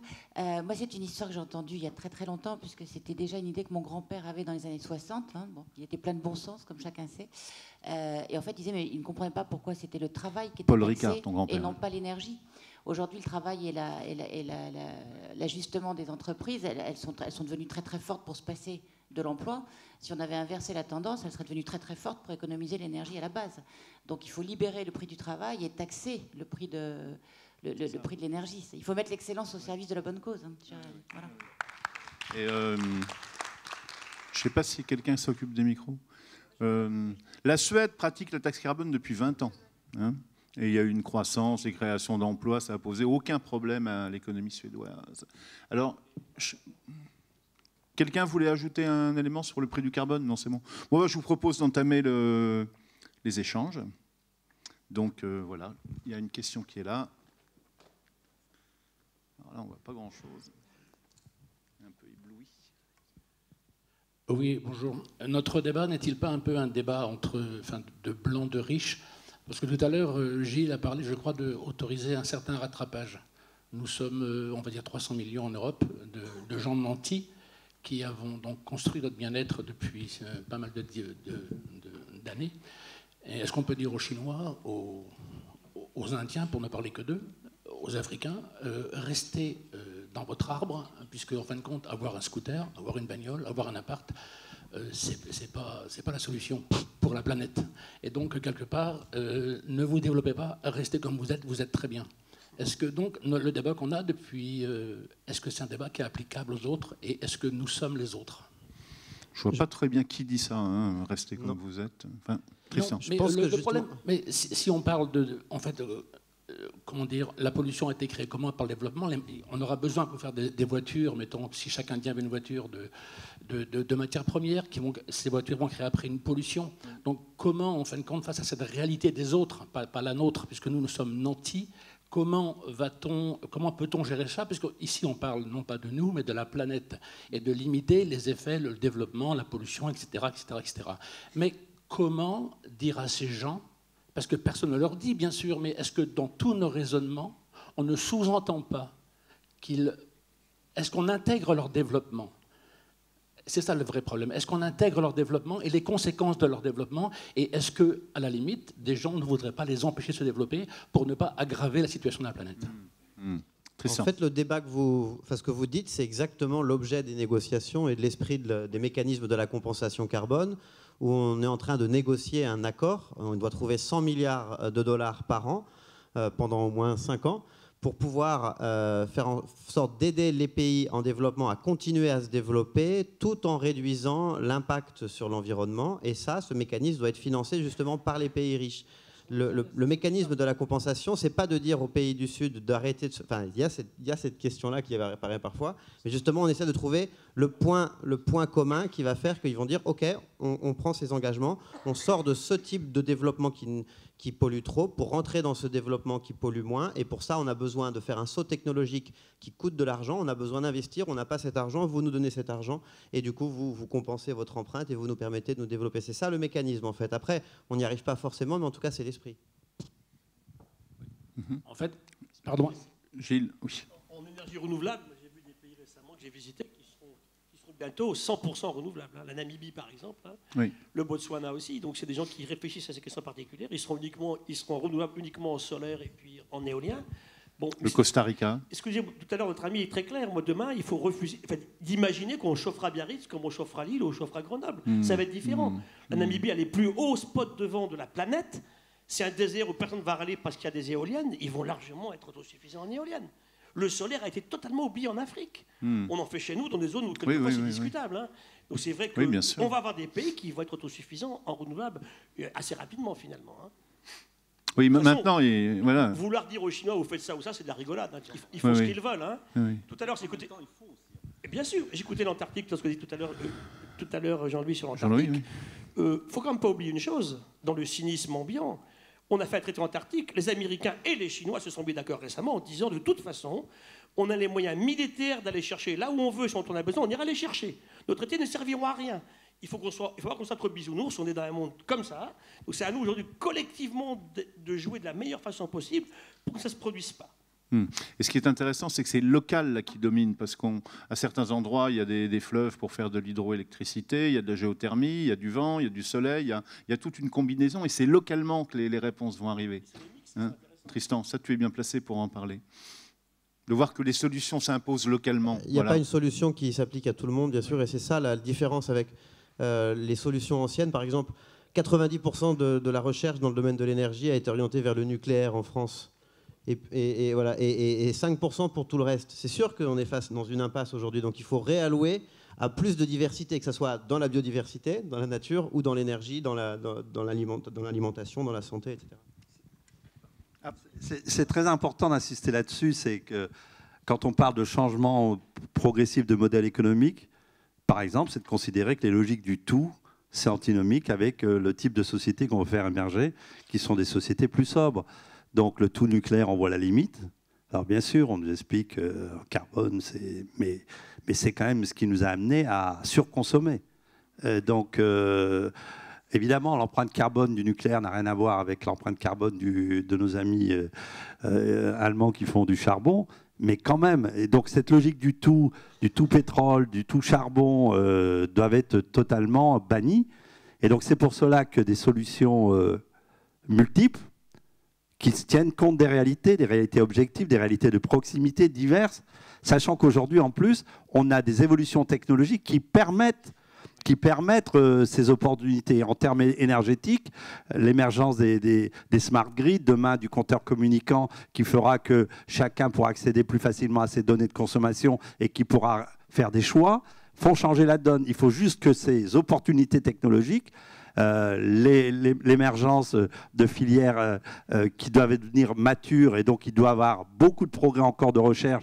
Il suffirait d'orienter une belle entreprise que je ne citerai pas, elle mettrait une partie significative de sa recherche sur le renouvelable pour aller plus vite, sur le stockage pour aller plus vite et un peu moins sur le nucléaire. Je pense qu'on pourrait aller très très vite parce que non seulement c'est important pour notre pays, mais c'est aussi la création de valeur et la capacité d'exportation parce qu'il y a des solutions à donner dans les autres pays et donc au bout du compte, c'est de l'emploi. Alors, une autre question, voilà. Bonjour. En fait, c'est pas tout à fait une question. En vous écoutant, j'ai réfléchi. Pardon, c'est un peu prétentieux. Et je me demandais, les 100 milliards dont vous parlez, que les pays ont du mal à lâcher, alors que c'est extrêmement peu, si on réfléchit sur certainement tout ce qu'ils ont comme milliers de milliards, tous réunis, est-ce que si chaque individu que nous sommes, on crée un compte, je ne sais pas, sur Internet, où chacun se sentant concerné participerait en disant « moi je vais donner tant ». Et en faisant ça, en créant ça sur Internet, sur un certain nombre de pays, pour permettre justement au développement dans les pays en voie de développement, que ces nouvelles technologies qui seraient propres, ou en tout cas se voulant renouvelables, puissent être mises en place. C'est-à-dire que si nous, individuellement, on agissait, ça pousserait certainement les gouvernements, les politiques, et la politique économique va changer si vous voyez que les individus que nous sommes étions prêts à investir et nous sentions plus concernés que la plupart des politiques et des économistes et des financiers. Oui, pourquoi pas, c'est une proposition. Pour moi, hein, ça peut... du crowdfunding pour la planète, oui. On est 7. Oh là. Par 7,2, ça fait beaucoup à payer pour chacun, et c'est pas mal. Par contre, il y a des gisements, effectivement. Donc j'ai essayé d'avoir plus d'informations, peut-être vous en avez, sur ces fameux 650 milliards de facilités fiscales et autres attribuées aux énergies fossiles. Est-ce que... Donc c'est une réalité qu'on fait des facilités fiscales, des subventions que les États allouent à l'exploitation des énergies fossiles jusqu'à 650 milliards par an. Donc là, la France est bien de les arrêter. Oui, c'est ça. Oui. Oui.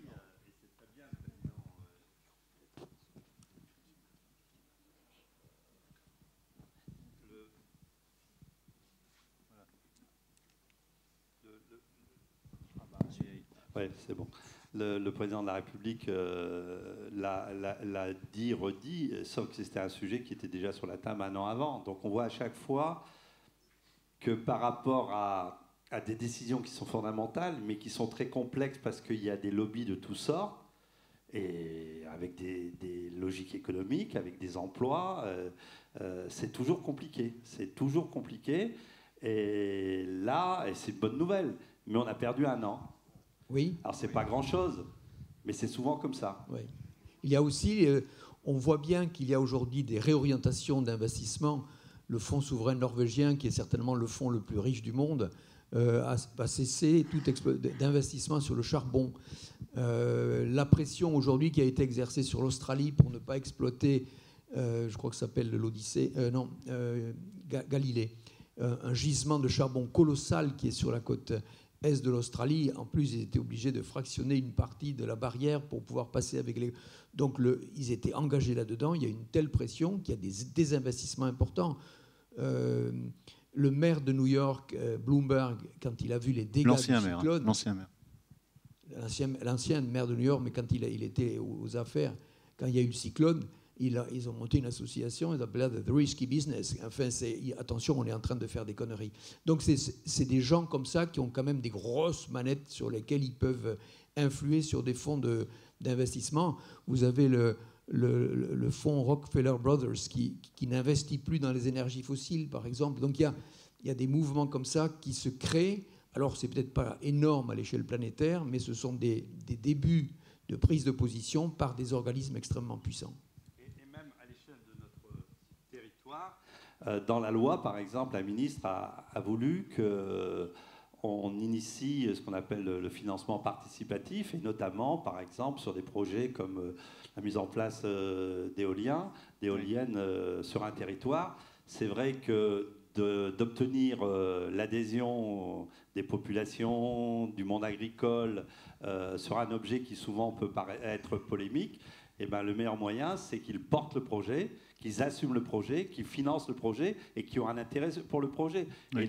Et ça, c'est quelque chose qui est un peu nouveau, qui contribue aussi à l'évolution du modèle énergétique centralisé, qui fait que demain, les solutions, elles seront multiples, mais elles se feront aussi grâce à l'engagement des citoyens, y compris au pognon qu'ils y mettront. Alors, et je voulais juste rapprocher les 100 milliards qui ont l'air une somme considérable par rapport au PIB mondial. Enfin, c'est vraiment une goutte d'eau. Hein. C'est 70 000 milliards de dollars, c'est ça le PIB mondial. Voilà. 70 000 d'un côté, 100 de l'autre. à trouver pour financer des projets alternatifs. Finalement, c'est pas grand-chose. Alors, là, allez-y. Ah, attendez, on va redonner le micro, alors, parce que... Ah ben voilà, on va le passer. Voilà. Je vais quand même persévérer parce que je ne sais pas si j'étais extrêmement claire, mais je me dis que les politiques et tous ceux qui investissent dans les énergies et qui veulent faire des profits ne bougeront pas s'ils ne sont pas que nous, chacun, nous sommes concernés. Donc ça peut paraître totalement utopique, mais je pense que ce qui peut faire changer les idées des politiques et de ceux qui investissent et qui veulent garder tout ce profit énorme, ces milliards de milliards qui doivent se faire, ne bougeront pas s'ils ne sont pas que nous, chacun, nous sommes concernés par notre avenir, l'avenir de nos enfants, l'avenir de la planète.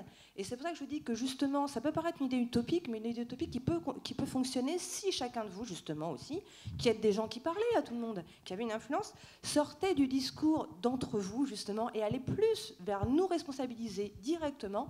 Et quand je dis que mettre de l'argent, c'est pas vraiment pour qu'on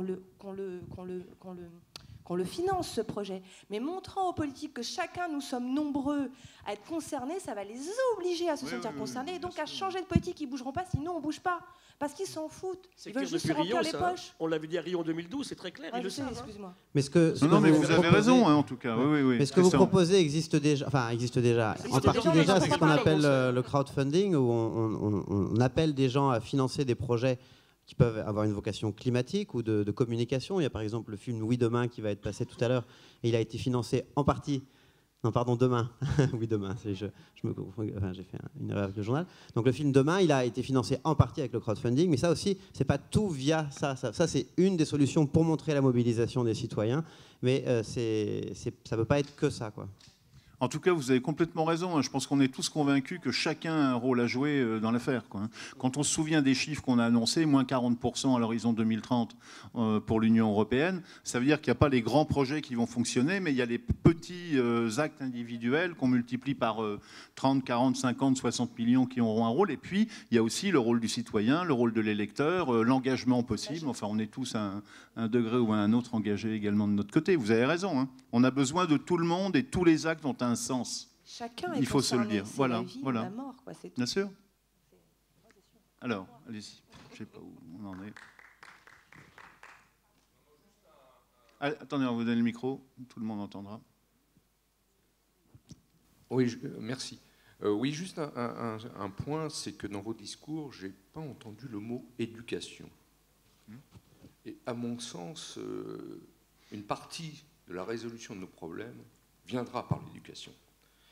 Par contre, c'est-à-dire en fait nos enfants, leur apprendre à consommer ou à consommer beaucoup moins, pas comme nous. Et la deuxième chose, c'est la centralisation. Vous avez parlé de la centralisation, et je suis complètement d'accord. Le problème aujourd'hui, quand on voit l'évolution du monde, et notamment nos sociétés, comment peut-on faire pour arrêter l'agglomération de ces villes qui deviennent des mégapoles, et qui forcément nécessitent de l'énergie. En clair, ça veut dire qu'il faut avoir des incitations politiques pour laisser les gens là où ils sont, là où ils vivent, là où ils sont nés, et pas essayer de contrer ce mouvement de rassemblement de population. Oui. Et à mon sens, ça peut être un début aussi d'une solution au dérèglement climatique. On le voit sur l'Afrique. Le drame, c'est que c'est le climat qui change qui oblige les gens à aller vers les villes en Afrique. L'Africain n'est absolument pas citadin, il est rural. Et pourquoi il va vers la ville? Parce qu'il ne pleut plus. Là où il est, parce que le climat a changé. Donc ça veut dire que tout est lié. Et le climat a changé parce que nous avons aussi consommé et nous avons fait beaucoup de bêtises. Bien sûr, vous avez raison. Ces bêtises, une partie de ces bêtises vient aussi, excusez-moi, de l'évolution de la science et des scientifiques. On nous a promis certaines choses, on nous a orientés dans des domaines dans lesquels... Ne confondez pas la science et la technologie, c'est pas la même chose. C'est pas du tout la même chose. Hein. Je vous assure que c'est très différent. Voilà. Il y a aussi une limite, c'est que quel usage fait-on de la science? C'est une vraie question. La béance entre science et conscience que j'évoquais tout à l'heure. Mais vous avez raison. Hein. Il faut quand même bien voir aujourd'hui que, bon, en 2007, octobre 2007, l'humanité bascule pour la première fois. Il y a plus d'humains dans les villes que dans les campagnes. Et on sera 75% dans quelques temps. C'est une vraie question. Par contre, au niveau énergie, il faut mettre en ville qu'à la campagne. Ça coûte moins cher. Hein. Oui. Les émissions de quelqu'un qui vit à la ville sont souvent plus faibles que quelqu'un qui vit à la campagne. Le logement individuel et les transports sont tellement importants en fait en milieu rural que leur empreinte est souvent malheureusement plus élevée. Donc en fait, se regrouper en ville peut avoir une utilité pour réduire son empreinte sur le sol et aussi en termes climatiques. Centralisation, c'est aberrant. Il n'y a plus de service public enfin, dans les campagnes, on centralise tout. C'est une aberration. Je voulais juste intervenir oui, sur ce couperet brutal que vous avez mis entre sciences et technologie. Je suis membre de l'Académie des technologies. Et il y a une population de gens extrêmement Personne n'est parfait. bien intelligents, si vous voulez. Aujourd'hui, si on a des voitures qui vont consommer 2 ou 3 litres au 100, c'est parce qu'il y a des gens qui, dans la technologie, et qui ont exploité la science. Si on va faire des IRM aujourd'hui, on en est content. C'est parce qu'il y a des gens qui ont fait le lien entre la science et la technologie. Donc on a besoin des deux. En conscience. Sauf que c'est les technologues qui proposent ces solutions prométhéennes qu'on évoquait tout à l'heure, pas les scientifiques.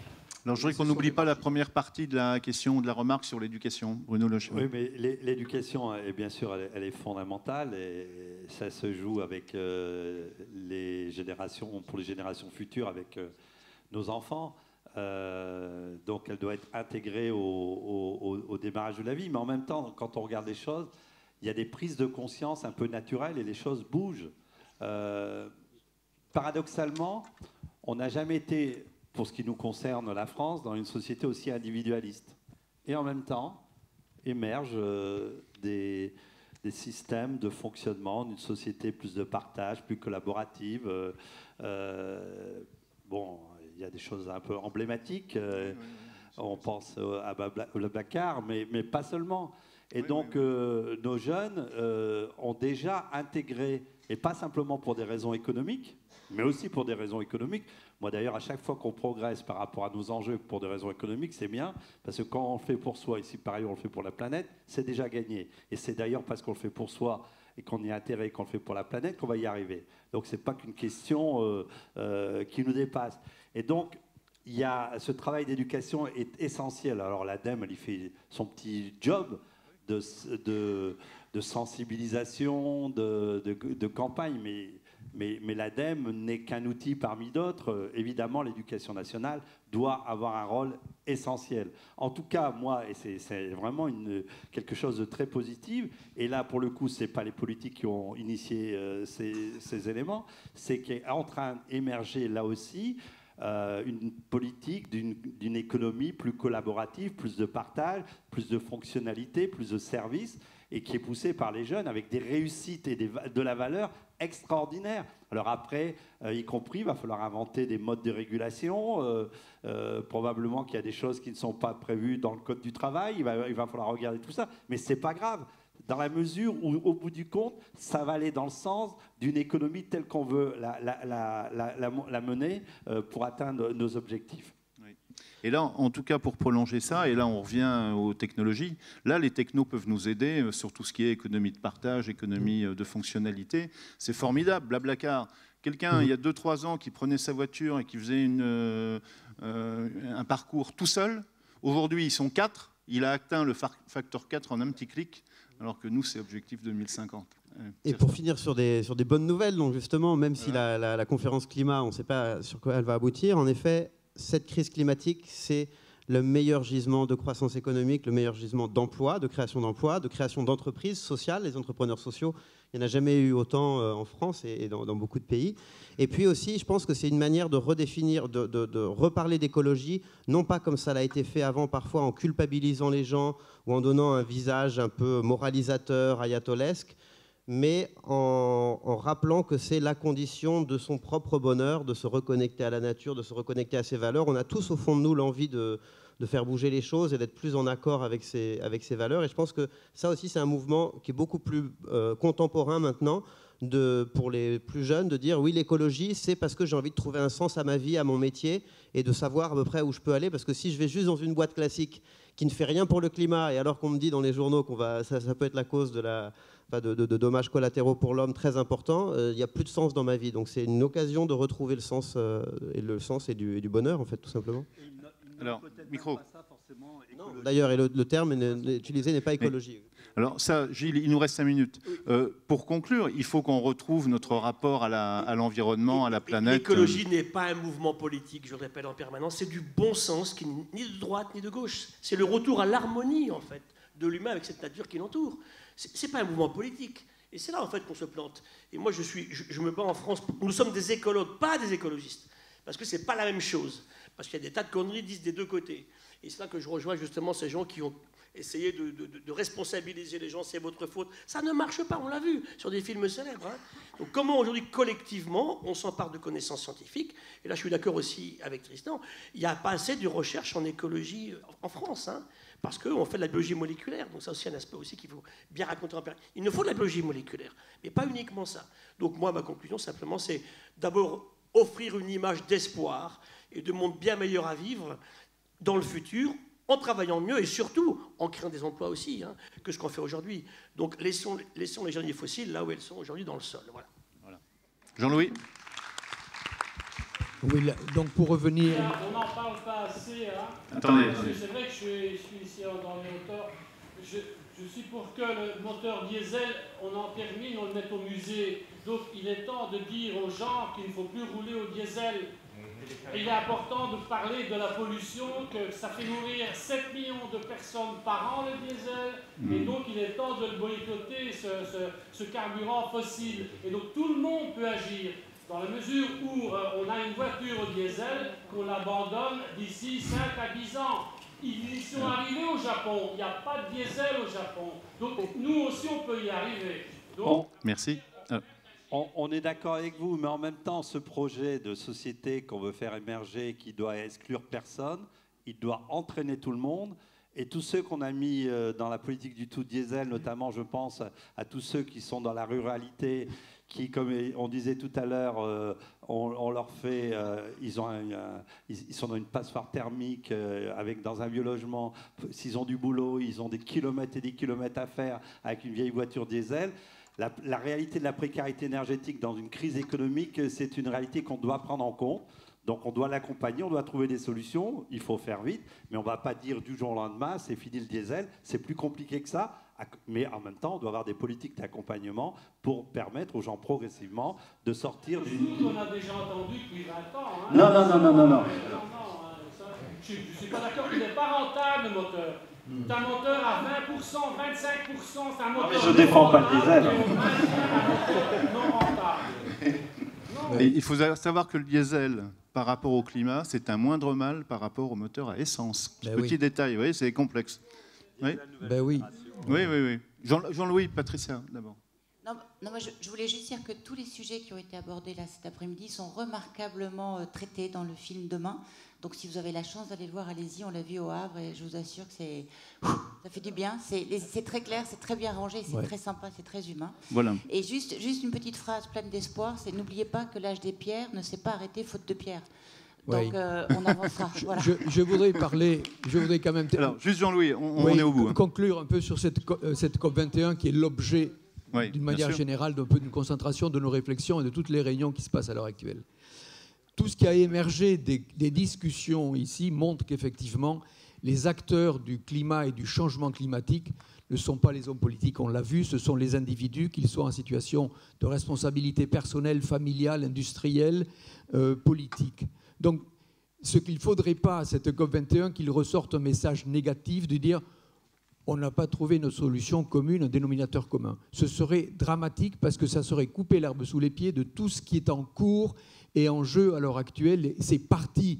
Les solutions sont mises en œuvre et je suis d'accord avec vous, ça prend du temps parce qu'on est en train de changer le monde, mais les gens sont en train de changer pour changer le monde. Donc il ne faudrait absolument pas qu'une poignée de diplomates, et ce n'est pas péjoratif ce que je dis, mais ils ont un problème à résoudre qui est compliqué, ne se termine pas par on n'a pas réussi à se mettre d'accord. Donc il faut d'un plan B. Moi, le plan B, je l'ai proposé l'autre jour à l'Élysée, où j'étais dans un coin avec le DIRCOM de la COP21. Je lui ai dit on a besoin d'un symbole.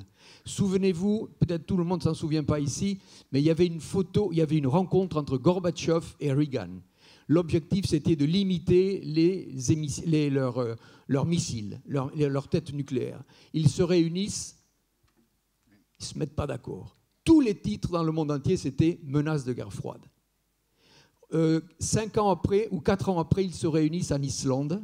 Tous les deux, on les voit, Reagan avec son sourire américain, Gorbatchev et tout. Il y a un feu derrière, ils sont assis sur des fauteuils.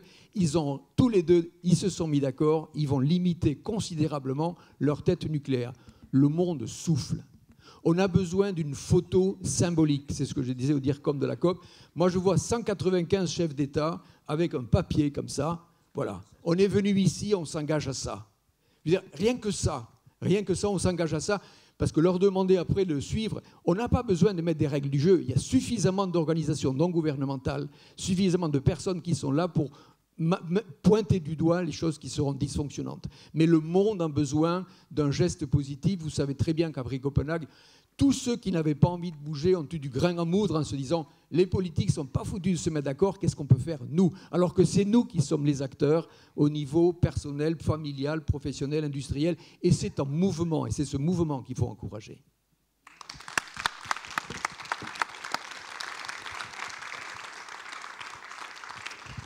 Eh bien, ce sera la conclusion. Bruno Léchevin, Gilles Boeuf, Jean-Louis Etienne, Tristan Lecomte, merci à tous les quatre.